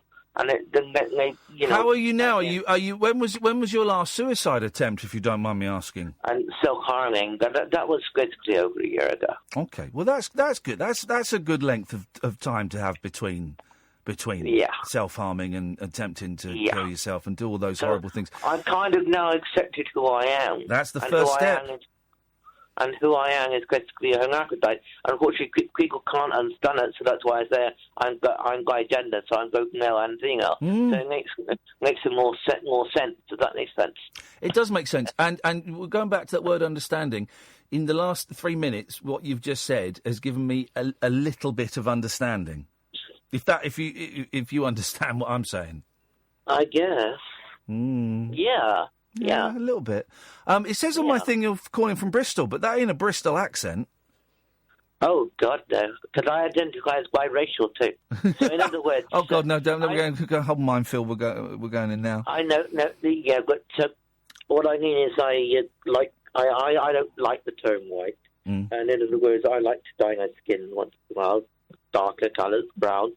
I mean, people suntan, don't they? Yes. So I also like to classify myself as a Indian or Australian. Well, now isn't that interesting? Because there was a huge debate recently. Do you remember that young lady we talked about her the other day, whose name escapes me? The American lady who has white heritage. But through darkening her skin and having her hair in braids, identified herself as African American. Yeah, Rachel Dolezal. Yeah, I know the one you mean, and I basically believe that if we're all born on planet Earth, as far as we know, could have been born on Andromeda or some faraway galaxy, and we came back here. But this is our own experience. At the moment, we know that we are actually on Earth. So God knows why that's called Earth. It's such a boring name. But hey-ho, apart from that, I think we should close down all the borders. I think we should all become one race. I think called the human race. I don't know. It's just off, but hey-ho. But I consider myself, if I want to, like I'm going to dye my hair, like I could dye my skin Indian. And if I want to speak with an Indian accent, I will speak with an Indian accent. And if I want to speak with an Australian accent, I'll speak with an Australian. There's a difference, of course, of speaking in an Indian accent and speaking in an Australian accent, and one could be perceived as being offensive, and one could be perceived as being a light ribbing, and so, and I think there is, and it's not meant to be. No, I know it's not. I'm not saying you are, but I do think, and we haven't got time now because I've got other callers waiting. But I do think there is a difference between identifying yourself with a different or multiple genders. There is a difference between that and identifying yourself as coming from a different racial background. Interesting. I think there is. It's an ethical question. Hey, Skylar, nice to talk to you. Can we put it out to the audience? Oh, these listeners, they're idiots. They won't understand what we're talking about. This has been way above their heads. Hey, listen, Skylar, will you give us a call again? I've really enjoyed talking to you. Okay, thank you very much. Thanks a lot. Bye-bye. There you go. Fascinating. What a lovely human being, and absolutely fascinating. Fascinating. Mark... Kyle, stay there. Don't bother with you. And he keeps phoning up and putting the phone down. I really can't be bothered. I'm Iain Lee. This is the Late Night Alternative on Talk Radio. The Late Night Alternative with Iain Lee on Talk Radio. We'll get you talking. Evening, Mark. You all right, Iain, mate? How you doing? I'm very, very well, Mark. What you got for us? Can I ask you two questions, can I? Are you on speakerphone? I am, yes. OK, thanks very much for calling. Let's go to Kyle. Good evening. I'm taking no prisoners with the speakerphone thing. No, if you're going to phone up, have it in your hands like a telephone. A speakerphone, it sounds rubbish, it's lazy and it's rude, all right? If you're driving, an exception, because I know we've got a lot of people that drive for a living and, I don't want them to lose money to phone us. That's different. But just because you're too busy to hold a phone in your hand, so you've got it there, or you've either got it on the table or you've got it in front of you like that. Hold it up to your ear like a phone. Kyle wouldn't call me on speakerphone, would you, Kyle? No, because you would rap me on the knuckles. Hey, I tried to reply to your email the other day, but it bounced back. Oh, I don't know why. Because you're. I don't know why. But no. You're reading too much into stuff. Don't worry. Okay, no worries. Thank you. It bounced back, and I couldn't be bothered to make more than one effort. No. Sorry, that's fine. I was going to say thank you for even thinking about... Yeah. I'm a nice guy, despite what Twitter is saying this evening. The backlash has well and truly started now. Anyway, Kyle, what do you have for us tonight? Well, I was going to say, I don't think I can follow that last call, because that was quite amazing. Some call, huh? Some call. This is really starting to evolve now. Doing the jungle, we talked about whether it was good for me, Catherine, personally, but also whether it would be good for the show, and it's paid off. The show now, Kyle, is the show that we always wanted to do, in that we've got lovely regulars like yourself and Jackie, and all these lovely regulars, but also we're getting... all forms of God's children calling in from all different, the audience has just increased and it's wonderful and we're having the time of our lives. So thank you, everyone. I was going to say fresh blood. Are you allowed to say that these days or not? You can say fresh blood, sure. Why the hell not? But no, so the thing was before, which was in my head, was about the things you've learned today. I learned lots of things today by somebody I think you know and Catherine knows. Oh, who's this? The greatest, he was amazing, Mr. David Lloyd. Oh, where did you see David Lloyd? He was it was such a weird, right? Basically, he was giving a talk at Salford Uni. Yeah. And a guy that I kind of work with is a student there. And he was like, well, if you want to come, I can email and ask. And they were so nice to me, Salford Uni. They were like, yeah, of course you can bring him. And I went, and I got to meet him. He's such a nice... For those who don't know, we've been a little bit geeky here, but David Lloyd's worked in radio forever. He wrote a brilliant book, the title escapes me, but he was kind of my first boss about 14... No, it wouldn't have been... maybe it was 13 or 14 years ago when TV work dried up and I was in dire straits and I was not the group and I was going to get a proper job, and David Lloyd gave me a break at LBC. And he put up with me being an idiot. He put up with me libelling people. He put up with me swearing in the office. And he saw something that I didn't see. And he started to just smooth the edges a little bit and put me in the right direction. So. And since you introduced me to him, he's been very kind to me as well. Brilliant. And I still email. I don't see him enough, but I email him from time to time. And he's a good lad and he knows his onions. He knows radio inside out as well. The book you were thinking about is How to Make Great Radio. And he's done another one since then, hasn't he? Oh, I wish he'd stopped writing books, because I've not written one yet, and he's written about 7. Anyway, he's good. Listen to what that man says. No, so that was it. So I luckily got the chance to speak to him afterwards as well. But I think you're right. Well, I think you're right. Excuse me, sorry. You are totally right. Yeah. Really bad. Kyle's dying. Imagine that. Imagine. Has anyone ever died on the phone to a phone-in show? Someone has, haven't they? Someone certainly collapsed. Didn't someone collapse and then the presenter went round and revived them? Saved them. Wasn't Spendlove, was it? No, but it was someone like that. Someone must. 034. Don't Google it. 0344 499 1000. Kyle, always a pleasure, mate. Thank you very much indeed. Tony Scullion is obsessed. Why have a Twitter account if you don't like it? I say it many, many times to promote this show. It's a great way. I don't like it, Tony. I think it's full of arseholes and people that take things way too personally. But it's a great way of promoting the show, and it's a great way of promoting live shows and promoting the Rabbit Hole podcast. That's why I have it. Came very close to getting rid of it when I was in Australia, and I went into the jungle with 50,000 followers. I came out with 100,000 followers. I thought, well, it's a market for it's a tool for the radio show. I can tell these new 50,000 people, 20,000 are going to be sex bots, but I can tell them I've got a radio show. So very happy to do that. Let's go to Katie. Good evening, Katie. Oh, evening, Iain. Evening, Kath. Hiya, Katie. Hello. Yes. Hello. Right. Hello. What, Oh. I mean, hang on. The phone's not disconnected. It's disconnected out. I mean. Let's try Mark. Good evening, Mark. You're not going to be weird on a see, Mark? No, mate, no, I ain't weird. All right. Lovely. Let me ask you a couple of questions, please, yeah? You can ask them. I may not answer them. So when you come back to Three Counties? It's all... And Catherine as well? Yeah, well, I wouldn't go back if she went back. I suspect... Well, listen, it's all cyclical. Who knows? Maybe one day, but certainly not. I suspect it ain't going to happen for a while. Because you know what is me and my dad, we miss the sarcasm in the morning. Well, if you give me your phone number and £50, I will phone you every day and I'll be sarcastic to you on the phone. Oh, you look good, Mark. Oh, that was a nice breakfast that you cooked. Not. I mean, I remember you and Dennis in the morning now. So funny. Hey, Dennis hasn't called us for a while. Dennis is 93, and I wonder if he owes me money, because I did say he wouldn't make it to 94, and if he died, he owed me £60. So I'd like to.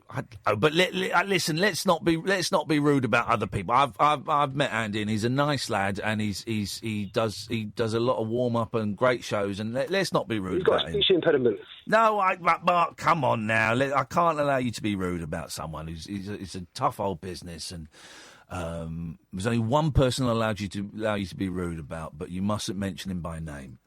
James knows who it is. Kath knows who it is. And some of you know he podcasts from his own bedroom when he can be bothered to get off his fat arse. Evening, Dan.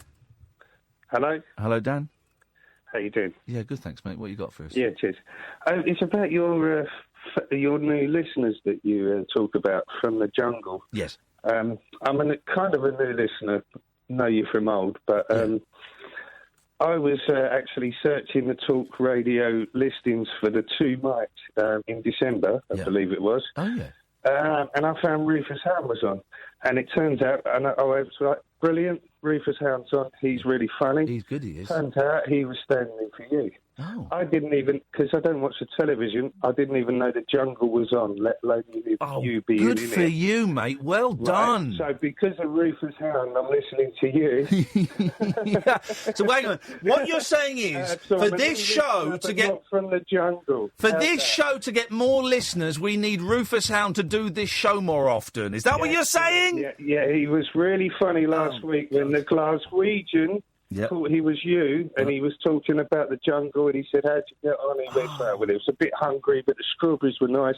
No. And I used to love being on the 10 o'clock show. Oh, did he really? You can't get better comedy than that. No, I'm not. It is. I tell you, one of my favourite things, Dan, on radio is when people think they're talking to someone else. My favourite thing is when an angry caller is on air talking to the presenter and they think they're talking to, well, they would call it the researcher, but it's normally the producer. They don't know. I want to go on air and I want to tell this person that they're in. It's my favourite thing, and it happens a few times. Oh, that's very funny that happens. Yeah, I wanted to call a couple of weeks ago. Because a bit too nervous being the first time caller.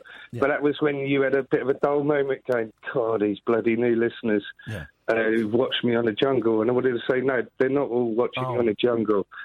No, there are people who don't watch television and didn't know you were in the jungle or that the jungle was on, yeah? Good for you, Dan. Well, reassuring for yourself. So. Thank you, mate. Well, I'm glad you found it through Rufus. And Rufus, I've got a week off in March. I'm guessing Rufus, we don't know. I'm guessing Rufus will probably be... Wait. Oh, excellent, I can't wait! Oh, excellent, I can't wait! I quite like it too. Oh, flipping heck, Dan! I've got a week off. Excellent, I can't wait. When is it? Oh, unbelievable. Well, I'll note it in my diary.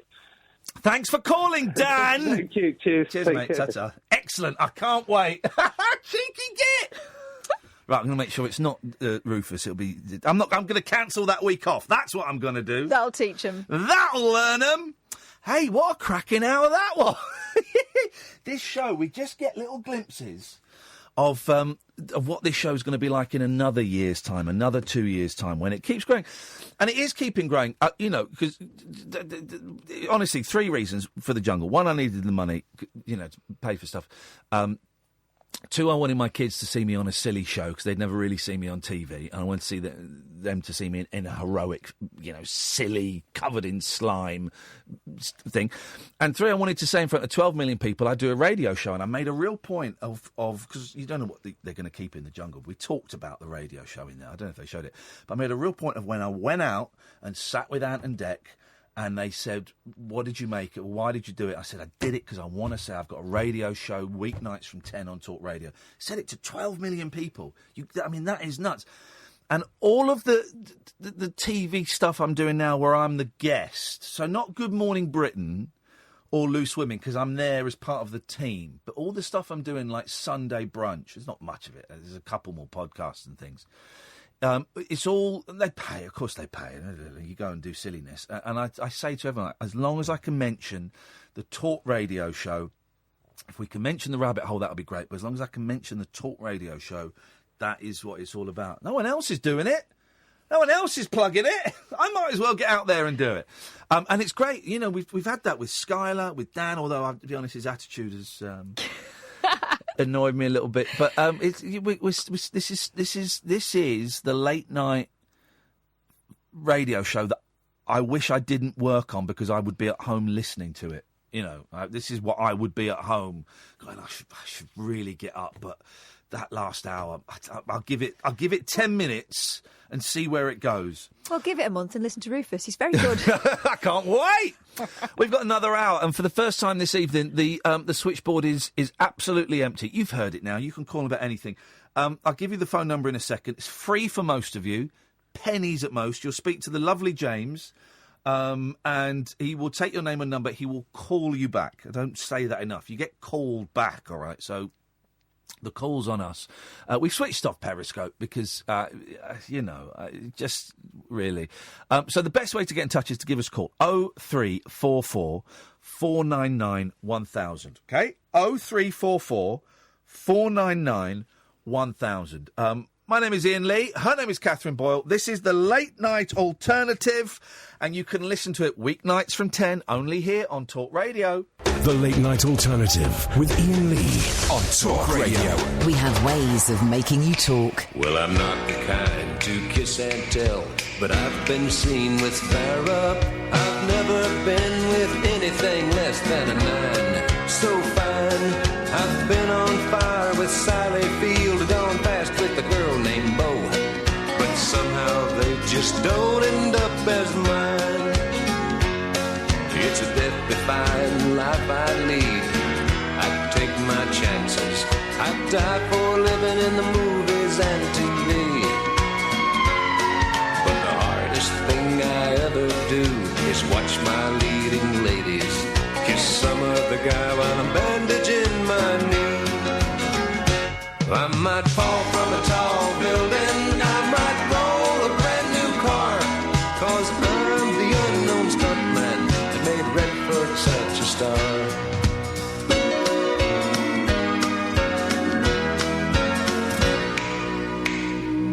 I've never spent much time in school, but I taught ladies plenty.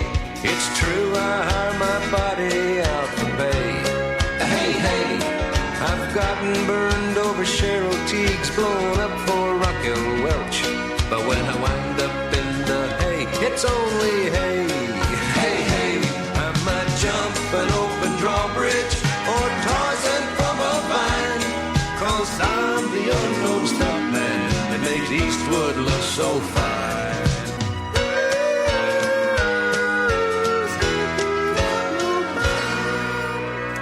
So, there's an image in the newspapers today, right, that I find really confusing. Oh.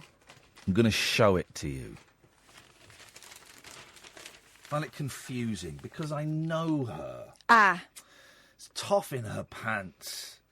I know it doesn't look like Toff. I had to read the name because it didn't look like Toff. But because that's been airbrushed to within an inch of its life. The photograph to which I refer. I find that so confusing. I find it confusing. But there's a story there that I really want to do, so we've got to fold that page over. Here's the thing with Toff. Yeah. And I know she's not... That image is not for me. No. I think she looks like a teenager. I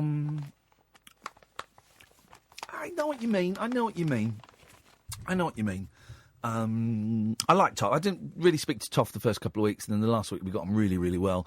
And then as soon as we're getting towards the end, I was thinking, oh, Toff's going to win this. She ain't never going to speak to any of us ever again. And I was right, and good for her. Why the hell not? But I like Toff a lot, and I shall always have a soft spot for Toff because she was so kind to me. Wacky Noel Edmonds, Wacky Noel Edmonds, guys.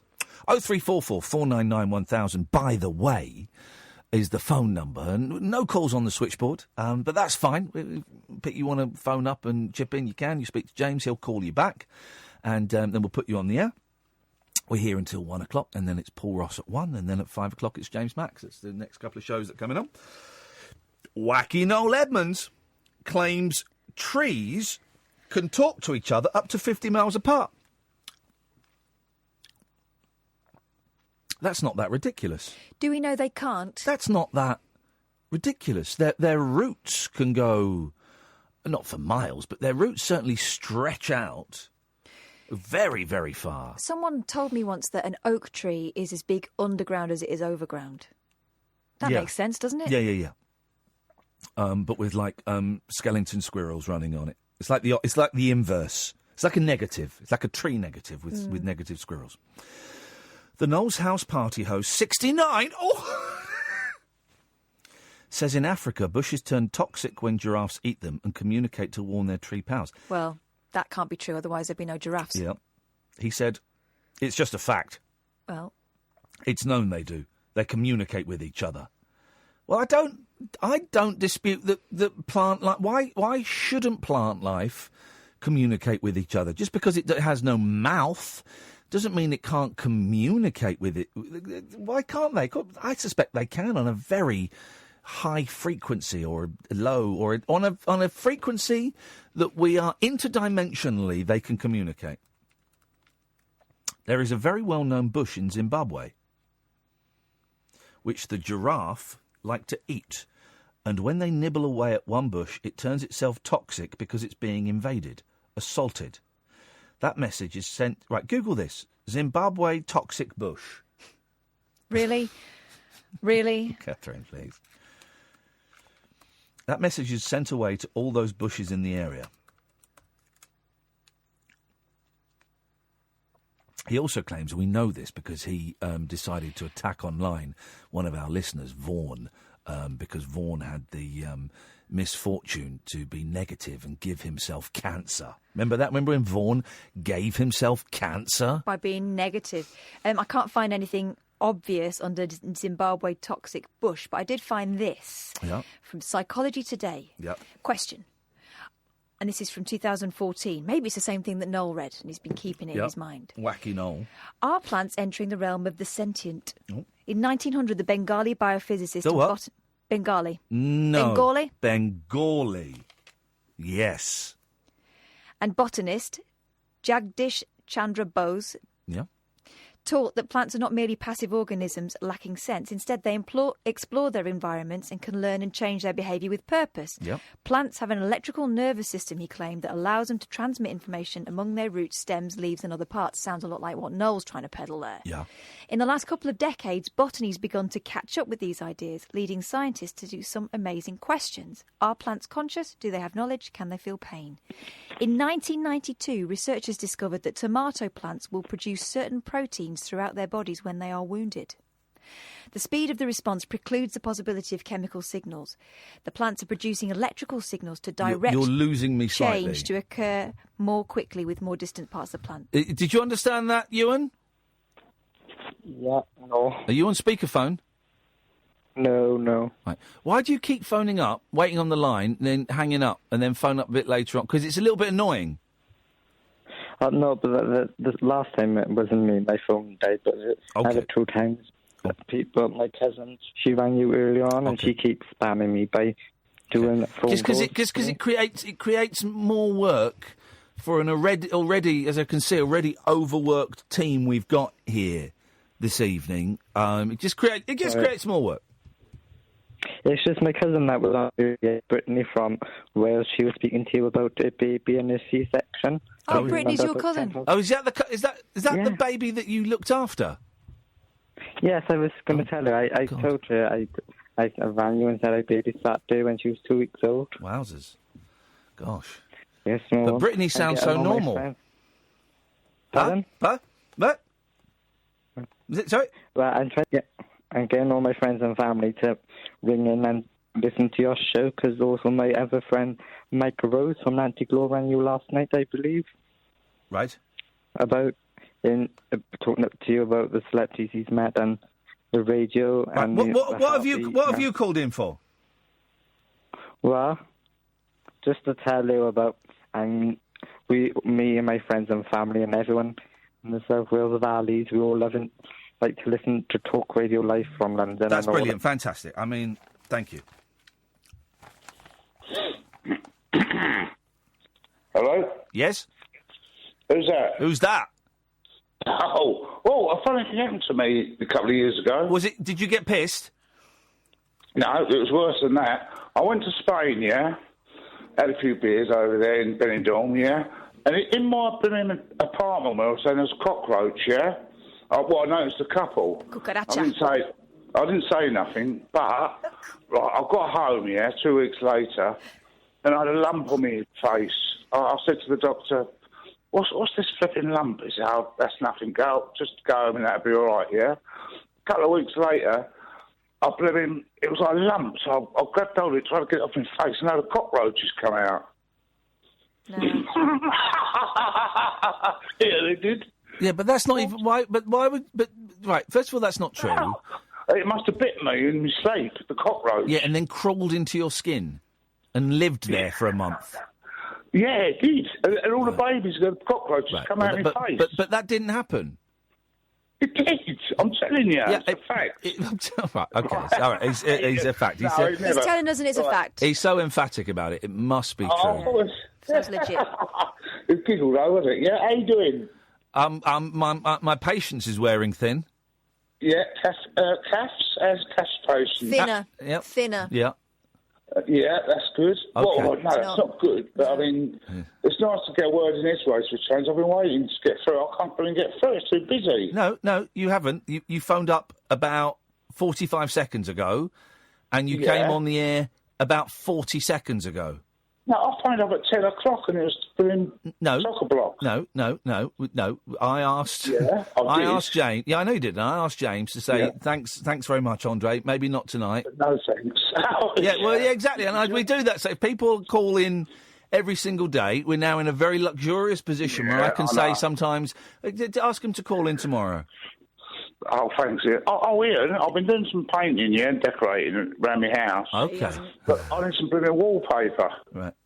All right. Now, is that hard to hang? It's very easy to hang, and I think you should have another bottle of wine and go and do it. Yeah. What sort of wallpaper should I get? I think you should get one with a very complicated pattern that you have to match up. Yeah, okay. Well, I'll give it a whirl. It might be a bit of brain draining, mightn't it? A little bit of brain draining. Brain draining or training? Here we go. Ian? Yes, Andre. Is it going to be another pointless, spurious 30 seconds of words just falling out of your arse? No, I can't do no wallpapering. You know why? Why is that, then? I'm medical retired. OK, thank you very much indeed. He's medical retired, guys. He also claims, Noel Edmonds, illness comes from negative energy, and he says he only drinks positive water. Oh, God, he's still going on about that, is he? From a mountain or a spring. And Noel believes water talks to itself. He said, water can communicate. Oh, yeah, it's communicating with us. It's communicating with other water. And he added, I haven't got a problem with sheeple calling me crazy. What's sane? What's crazy? You're crazy, I'm saying. There you go, I'll tell you that. The claims are the latest by the Deal or No Deal star. He once said electrosmog is a bigger issue than climate change or AIDS. Now, that's interesting. They've spelt AIDS. capital A, lowercase IDS. Oh. That's incorrect, isn't Yes, it? It's because- all uppercase. Because it's... Autoimmune deficiency syndrome. Yeah. What are they thinking? What were they thinking, guys? 0344 499 1000 is the telephone number. This is the Late Night Alternative with me, Iain Lee, on Talk Radio. After hours amusement for anarchists, air hostesses, and jet-lagged Antipodeans. G'day, coppers. Can I crash on your floor? The Late Night Alternative with Iain Lee on Talk Radio. Tired, man. After the show last night, I went to a very swanky hotel. It took ages to check in. And Did it? It took about 20 minutes. And I was so tired because the guy was on the phone. There were other people behind the counter, but they said, this guy will serve you. And I stood there. And it was 20 past 1 in the morning, and I was up at 5. And I stood there very politely, and my patience was worn so thin, but and then it just took ages for this guy to do it. And he said, I've upgraded you to a room with a river view. And I said, well, like I just said, I'm leaving in less than 4 hours, but that's very kind of you. Would you like me to talk you through the facilities of the room? I said, dude, honestly, I'm going in there to sleep, and I'm getting up, and I'm going home, but thank you. They took £100 off my credit card, off my debit card, so that if I stole anything from the minibar, they could deduct it from that. Damn it. So I did have 2 £8 tiny tubs of Pringles and some chocolate and some Oreos. That's what I had. 0344 499 1000 is the telephone number. This was was online the other day. I don't quite understand this story. A couple converted this garage into an extra home and hid it behind a fake door. So it's like a garage that you'd get on the side or slightly away from a house. It's got like 2 doors, 2 garage doors. It's the width a little bit bigger than a small family car, and a roof, right? So they converted it into a house, but then they put a garage door in front of it so that it still looked like a garage. Like a screen, a fake front. The couple converted this garage into an extra home and hid it behind a fake door. Planners had ruled the semi-detached house must keep the garage to ease parking. Dr. Rita Hazala and Hamdi Al-Masri were convicted of illegal works after the up and over door was opened. Magistrates fined them each £770. The garage will have to be restored. Councillor Sheila Scott said, if you breach planning regulations and ignore us, we will not just go away. But that's not always true. Do you remember when someone mentioned 3 Counties, the local radio show we did, and there was a fella who had a mansion, and he had plans to extend it slightly and modernise it slightly. But basically, he just doubled the size of the mansion. And he didn't have planning permission. And he'd spent £1 million at least on it. And it was a big story because all the neighbours were like, this is outrageous. And the council going... It's there now. It's there. It looks all right. He didn't have planning permission for that, but there's not really a lot we can do. And they let him get away with it. So I wonder if how that ended, because they chased him limply for a while, didn't they? Oh, the councils. Was it Luton Council? No, it would have been Mid-Beds. Those councils in the area were so fey. Really fey. I mean, you really wanted to... if you wanted to commit, something against the council bylaws, you would do it in one of those areas, because you'd get a strong email and someone coming on the radio saying, well, lessons have been learnt and this won't be happening again, and you get away with it. Here's what happened with me with Mid-Bedfordshire, when it was Mid-Bedfordshire rather than Central Bedfordshire. When I first started out as a journalist, you get access to the electoral roll online, and it was a big deal back then. Obviously, you could go to a library and do it, but... because we were the BBC, we had it online. Yeah. And I checked what you do. You check your own address first off to see if it works. Of course you do, mate. And there was us. Yeah. Me, my dad, my mum, my sister. And then Sandeep Boyle. Oh. But with our surname. Sandeep. So I rang the council to say this. And do you know what they said to me? Yeah. You are silly. Huh? Sorry? Huh? You are silly. You can't rely on those things. I went, what, the electoral roll? Wow. Yeah, and that's the way that was their attitude. We were talking about this guy the other day. Have you seen the pictures of Nick Nolte? No. Classic Nolte. This is how, whenever I picture Nick Nolte, it's not like in Down and Out in Bed. Well, it's not like Mother Night or one of his other. I love Nolte. 77 now. I'll show you the picture in a second. This is classic. He did this years ago. Classic Nolte. Hollywood star Nick Nolte looks like he's just crawled out of bed as he goes shopping in pyjamas. The actor's straggly beard and scruffy outfit made him look like his tramp character from 1986 hit Down and Out in Beverly Hills. It's clearly real style for a 77-year-old in LA. Look at that. I don't think they are pyjamas, but that's classic Nolte. It's got clashing plaids. That is classic. Whoa. We're not American. We don't call that plaid. He does. No, we don't call that plaid. We call that checked. Tartan. I call that checked. That top one's checked. That bottom one, it's a very loose tartan. All right, well. My sister said plaid the other day. I said, "What is this? This is Americanisation of everything. Can we stop that, guys?" I got you with a defender of the English language. I love Nolte, but I can't. Have you seen Mother Night? No. It's great. John Goodman, written by Kurt Vonnegut. Vonnegut's in it briefly. Is it old then? Late 80s. And basically, Nick Nolte. Oh, it's a great book. It's a decent film. It's the only good film made out of a Kurt Vonnegut book, but it's great. So Nolte is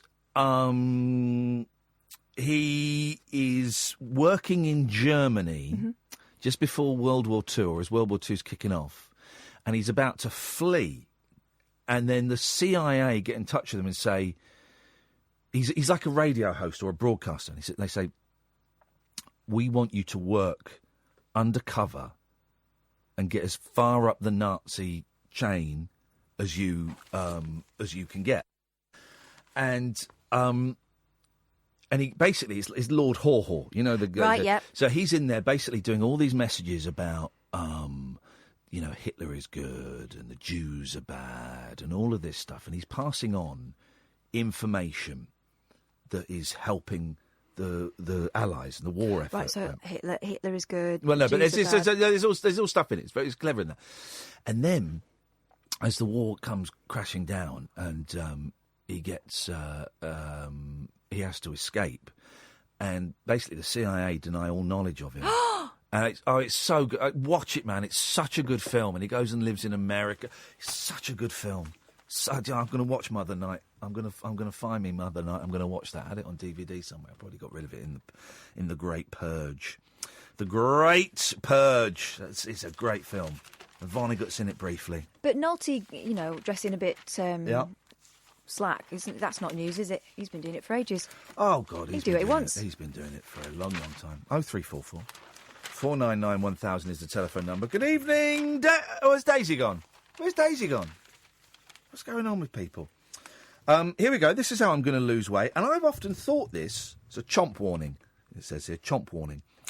Chewing food slowly can cut the risk of obesity by a third, a study suggests. No, because I've thought this. I've created this diet myself. Because if you rush your food, you don't feel full up.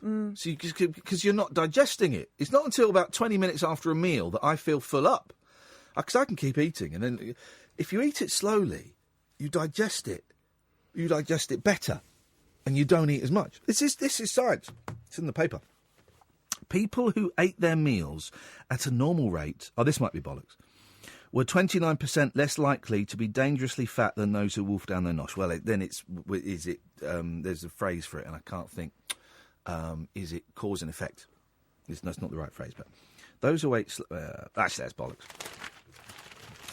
I read a thing once. You know Paul McKenna. You actually know Paul McKenna. I know Paul. I've not spoken to him for years, but I know. If Paul McKenna were to walk into this room now, we'd have a lovely conversation. Yes. I've read part of his book, How to Make Yourself Thin, or I Can Make You Thin, or something it's called. And he talked about how if you blindfold someone, and let them eat, sensual, they won't eat everything on the plate. They'll eat until they're full. Yeah. If you can see, you'll eat everything on the plate. Oh. And it's that thing of. So that's why he sort of advocates reducing plate size. Is there one in London, the Ninja restaurant? There's definitely one in Japan, and every time we go to Japan, I've only been 3 times, I forget to book it in advance. But basically... Oh, no, there's a dark restaurant. There's a blackout restaurant here and in New York. But in Japan, maybe it's not dark. But they get served by ninjas. And you don't see them? No, you do. Just kind of sneak up on you and shut up. Yeah. It's supposed to be. Let me find the ninja restaurant. I'm sure. Why did I think it was in the dark? Ninja restaurant, Tokyo, the greatest city in the world. Here we go. There's a video of it.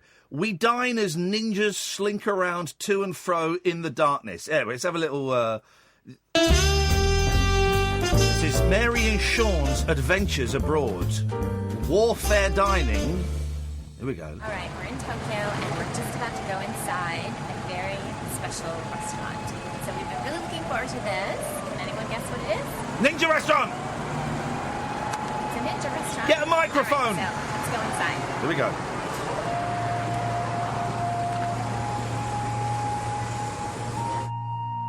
Ninja... I don't know what ninja means. I'm not an idiot. Ninjas are dangerous because of their abilities. Ninjas live in private groups, rarely seen in public circles. Until... I don't think they're actually real ninjas. They got all right. No, it's dark! It's a ninja scroll menu. All right. Does it look tasty? Yes. Should we order the $200? You're... Oh, look at that food. Look at that. Anyway. Yeah, it's darkness, look. It's darkness. I'll have some of that. I just wish I'd gone to that. I need to go to Japan again soon. Evening, Simon. Evening, Ian. How are you? Good, thank you, mate. What you got for us? Good, yeah. I've got a new topic. We want to go down this route. Okay. Celebrities who have been rude to you. I've got a little bit of a story. When I was a young lad, probably about 6 or 7. Yeah, go on. I had my first experience of being told to F off. Yeah. Was it Amanda Barry or what's her name? Sherry Hewson. Sherry Hewson, because they were doing that yesterday in Bognor. No. Really? Yeah, yes, they were. It's true. Oh, yeah. But it wasn't them. Okay. Was it Keith Chegwin? Because Cheggers could tell people to F off a bit. It was an athletics meeting before the Olympics. Yeah.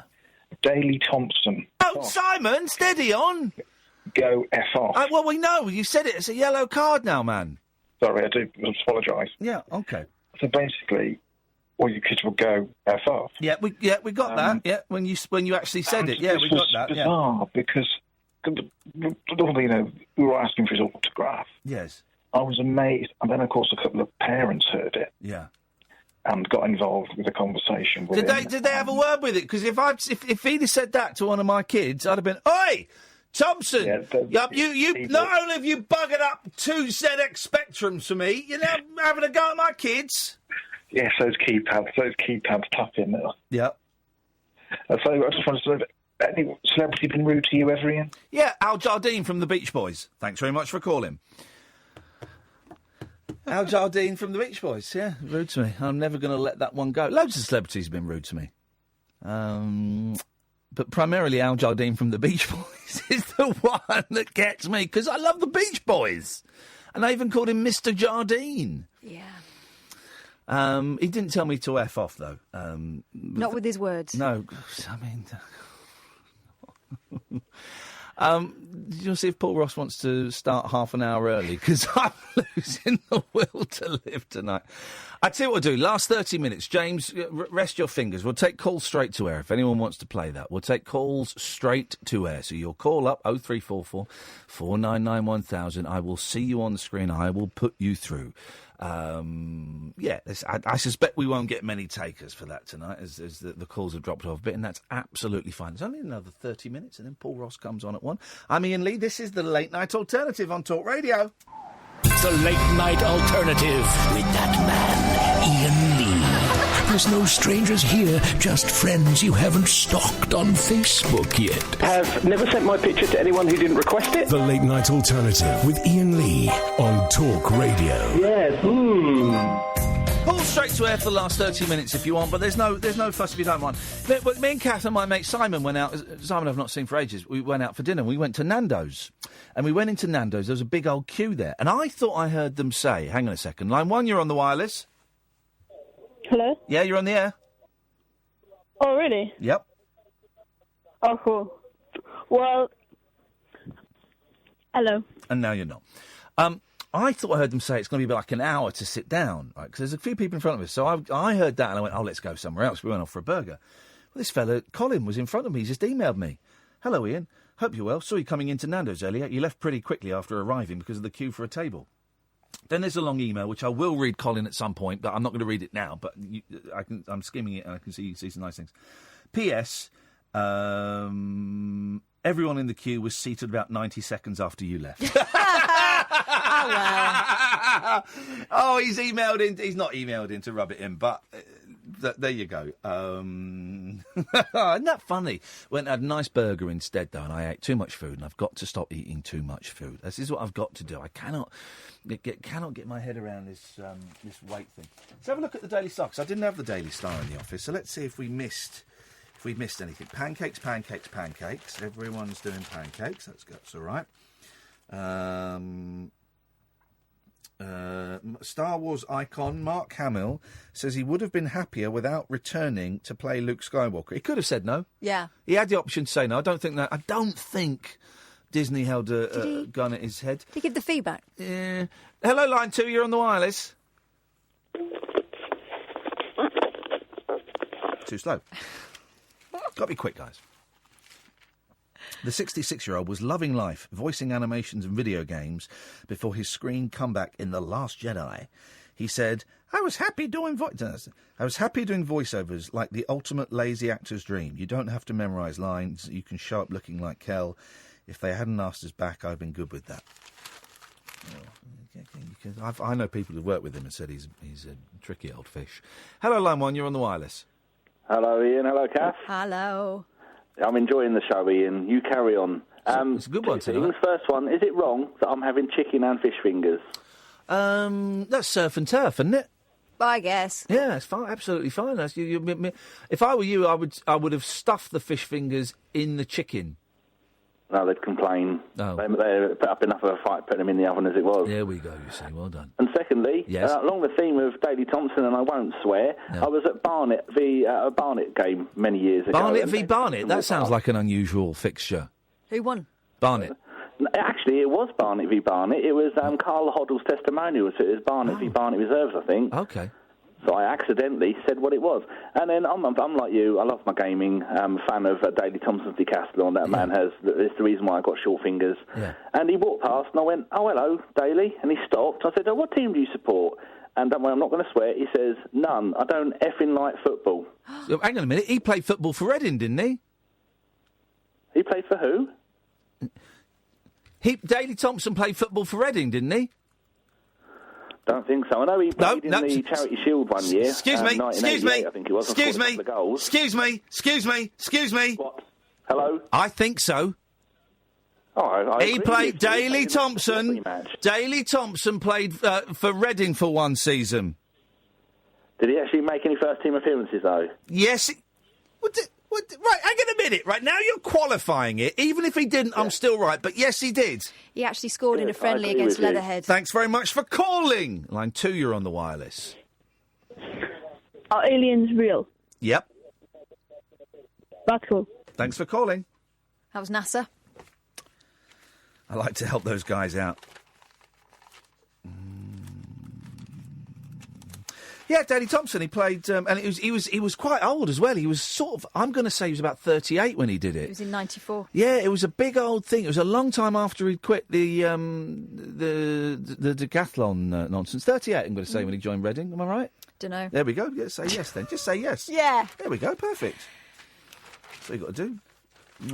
It's a shame there isn't like a swearing competition. He'd win that. Yeah, if Daley Thompson's used the F word in front of you, 0344 499 1000. You tossers! Oh. A pancake race has been scrapped after Killjoys warned people could get hurt running on wet, muddy grass, and also that it was boring and pointless. Organisers said they had no choice but to call off today's planned event because the Met Office was predicting heavy rain and 40-mile-per-hour winds. Yes, line 1. Oh, I want to know something about your name, pal. Right, you've got a Scottish name. Yes. Iain. My last name is Rugby. In Scotland, it's pronounced Rugby.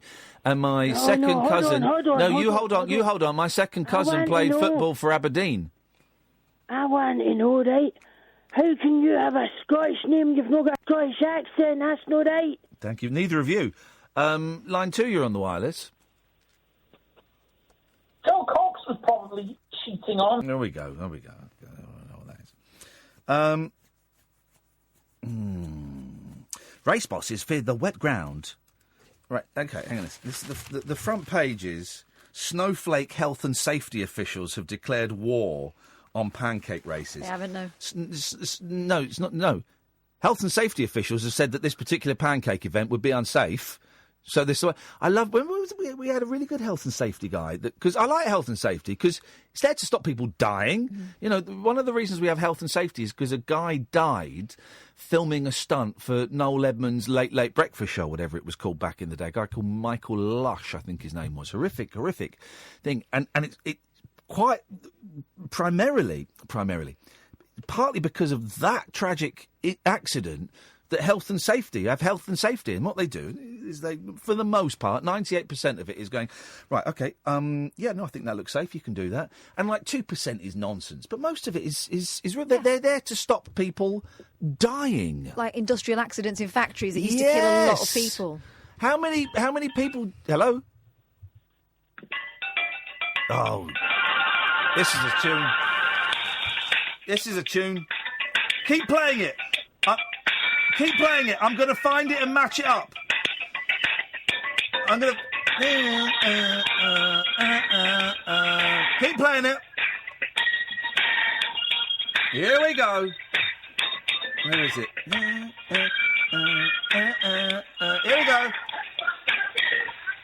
Here we go. Play this song. Right. Oh. Right, I'm going to try and match it up.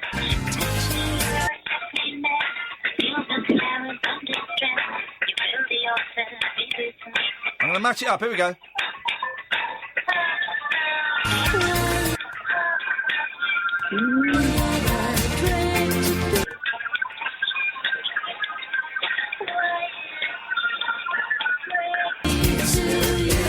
There we go. That's what we're talking about.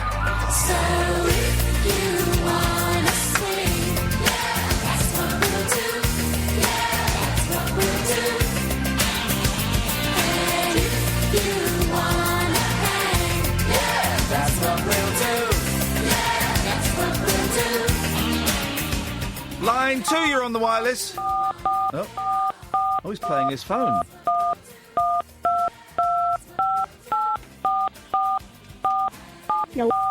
Hello? Can you... I like that. Laying in the growing grass, counting clouds is such a gas, a looking glass forever and a day. Tripping on the imagery of hyperdelic poetry is regular reality to me.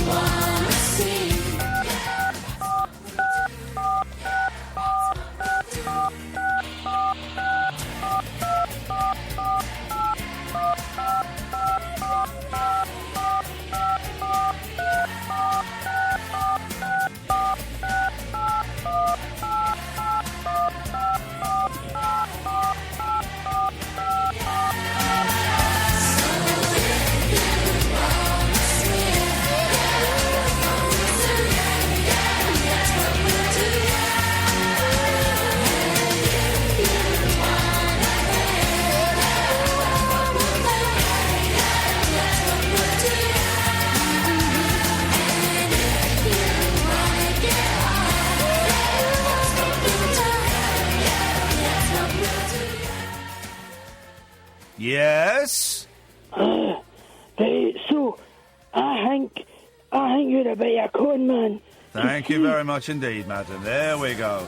03444991000. Paul Ross will be up soon. This is the Late Night Alternative on Talk Radio. Jacked up jive talk for janitors, jazz cats, and gin-soaked boys and girls. Is that Commando? If you're awake, you're welcome. I've got 5 cactus needles stuck in my... The Late Night Alternative with Iain Lee on Talk Radio. I will take calls straight to air. Someone sent me this. It better be good. My patience is wearing thin.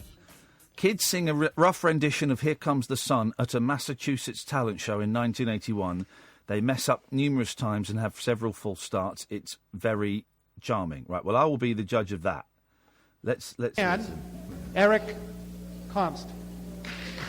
Let's give him a big hand. Here comes the sun. That hiss is already annoying me. Whoa!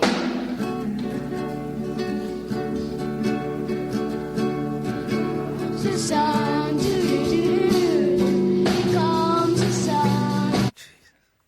What do you think I want to listen to that? We've got our own children. Awful. It's not charming. It's not the Langley Schools project. It's awful. I've not seen this programme. The new Love Island. What is it? Don't know. Danny Dyer's daughter will be given a second chance on reality TV with a place on Love Island. She was forced to pull out of Survival of the Fittest after dislocating her shoulder in a fall during its first episode on Sunday. The 21-year-old said she was absolutely gutted at having to leave the South African paradise after a day. But ITV2 bosses promised the Babe a spot on its sister show, Love Island. Wow. To make up for a disappointment, and Danny went on to tease after her exit, I hope this isn't the last you've seen of me. The shock offer risks sending her protective dad, Danny Dyer, the actor, into meltdown. Survival of the Fittest also involves dating, but it's meant to be more about a battle of the sexes in physical and mental challenge. But Love Island is about shagging. And in the next series, ITV bosses are promising any holes a goal. What? With bonus points for up the bum. What? This is how... Bonus? Yeah, exactly. Hello, line 1. Yep, hello.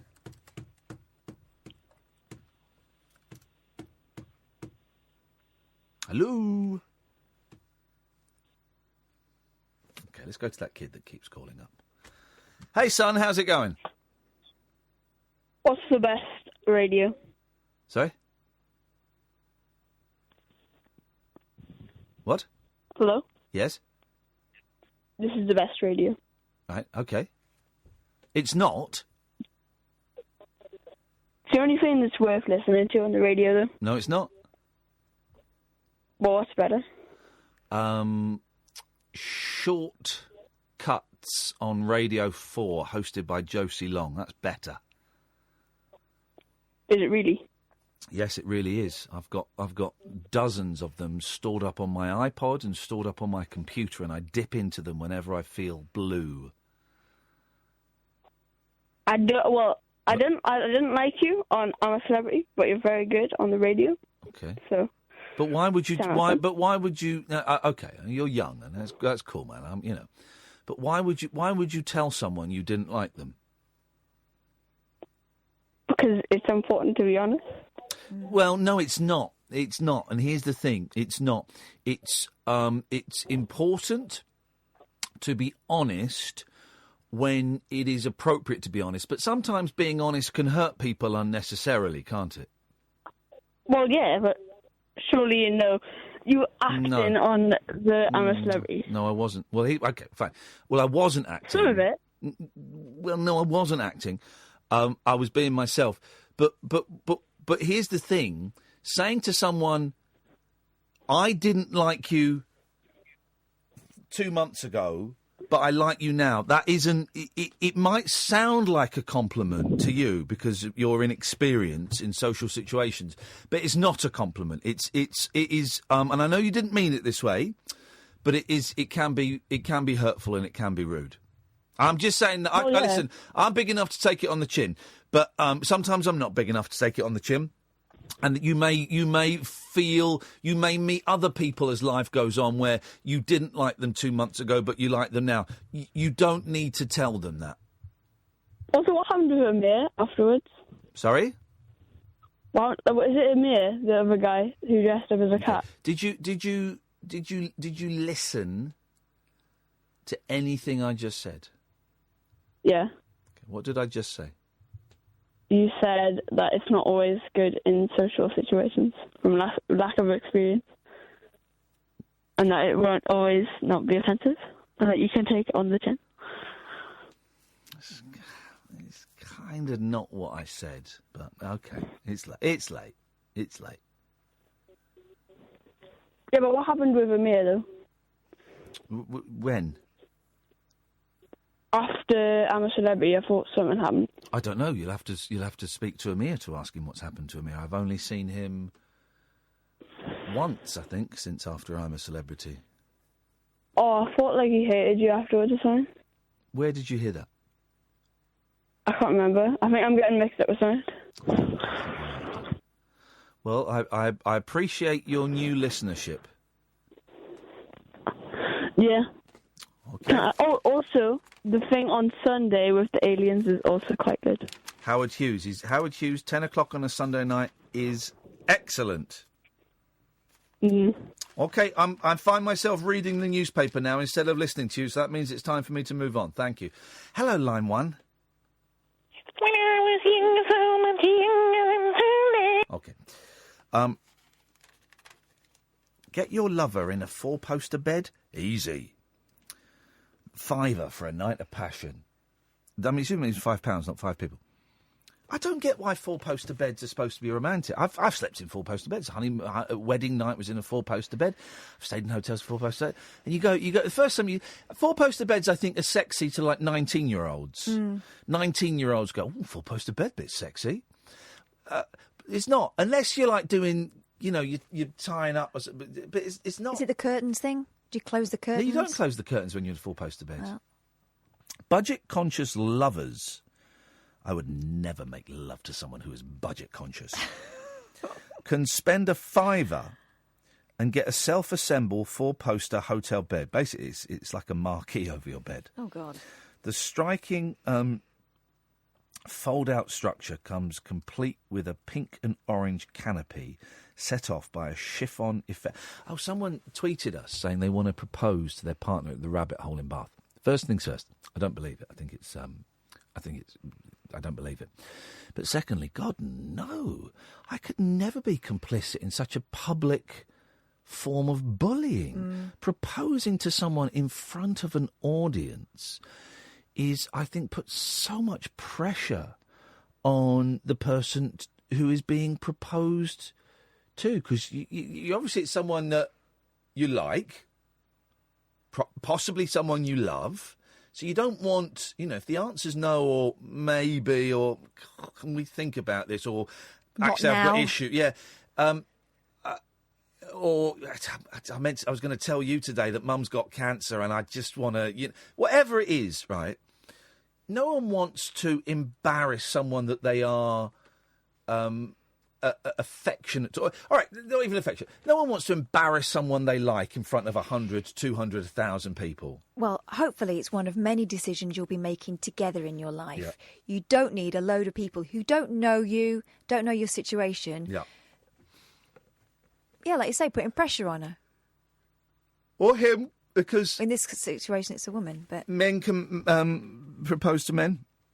Women still can't, though. This is why they can't have a lesbian marriage, because women are only allowed to propose to women on leap years. So it just never happens. This 4-poster, orange and pink.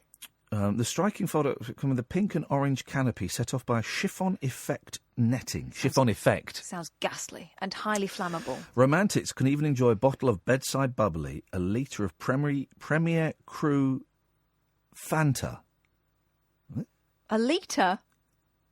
Of Fanta. Premier Cru Fanta. It's Fanta. Fizzy pop. And a Terry's chocolate orange thrown into the upgrade price. Oh. The Easy Hotel chain is trialling the new DIY edition at its flagship Croydon Hotel in South London. You're staying at the Easy Hotel at this point, right? Okay. Jorge Rodriguez, the romantic experience coordinator. Oh, gosh. The romantic experience coordinator, the master of shagging at Easy Hotel, boasted of the steps we take to add extra romantic touches to our guests' experience at Easy Hotel. This is a joke, right? This is a joke. This is a joke. For £5 and with a little imagination and a bit of elbow grease, guests can transform their room into romantic havens. This, combined with the bedside bottle of bubbly, it's Fanta. Orange, isn't it? Will no doubt be irresistible for some. Oh, right, because rooms at Easy Hotel start at £19.99 a night. The chain runs 20. I stayed in an Easy Hotel. It was, yeah. Yeah. Do you prefer something a bit more difficult? Yeah.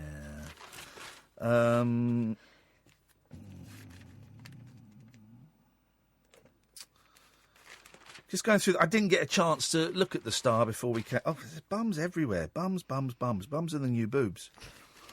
Alan Partridge is returning with a BBC chat show for the first time since 1995. And this annoys me because the BBC really ruined the press release. Because they said who it was written by. They said the name of the actress playing his sidekick. And they said Alan Partridge is played by Steve Coogan. No. What are you thinking? You put it out there that Alan Partridge and this... I don't know his sidekick's name on camera. Put it out... Not Lynn. No, it's not Lynn. Put it out like as a proper press release... Alan Partridge, because it started off great. Alan Partridge is returning to the BBC with his first chat show since his last one ended in disaster when he accidentally killed a guest, right? And that was the opening line. I thought, oh, this is a great... And there's the third paragraph in the press release. It's great, isn't it? Come in, Paul. Third paragraph in the press release is then Alan Partridge is, of course, played by Steve Coogan, and they ruined it. Is this all part of the BBC now? They're not allowed to deceive, so you're not allowed to have any imagination. They ruined it. They deceive all the time. They pretend the one show's a current affairs show. I caught 10 minutes of it this afternoon. They're asking Mary Berry about dating apps. Hang on, That's guys. a fish 4 days old. Can I show. just say, whoa, hang on a second. He loves them now. My I'm sure they're lovely people. My mother and I were on the one show the other day, making a very powerful film. But that's the reason I've tuned in ever since. You've ruined my tea times. You have got... Isn't it funny how my bit of money and... everyone be quiet, please, guys.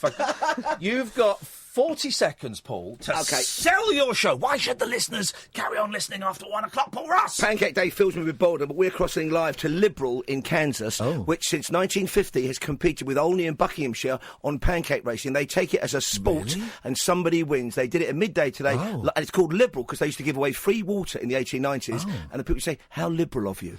Was it positive water, the water that Noel Edmonds drinks? He only drinks positive water. When he did his cosmic ordering? Yeah. I'm cosmic ordering an improvement in the one show. Well, I'm hoping to be back there soon, Paul, and I will be. Then I'll be watching. If you're the co-host, I'll be watching. Thank you very much indeed. Paul Ross is on at 1 o'clock. Thank you, Catherine. Thank you, James, dear listener.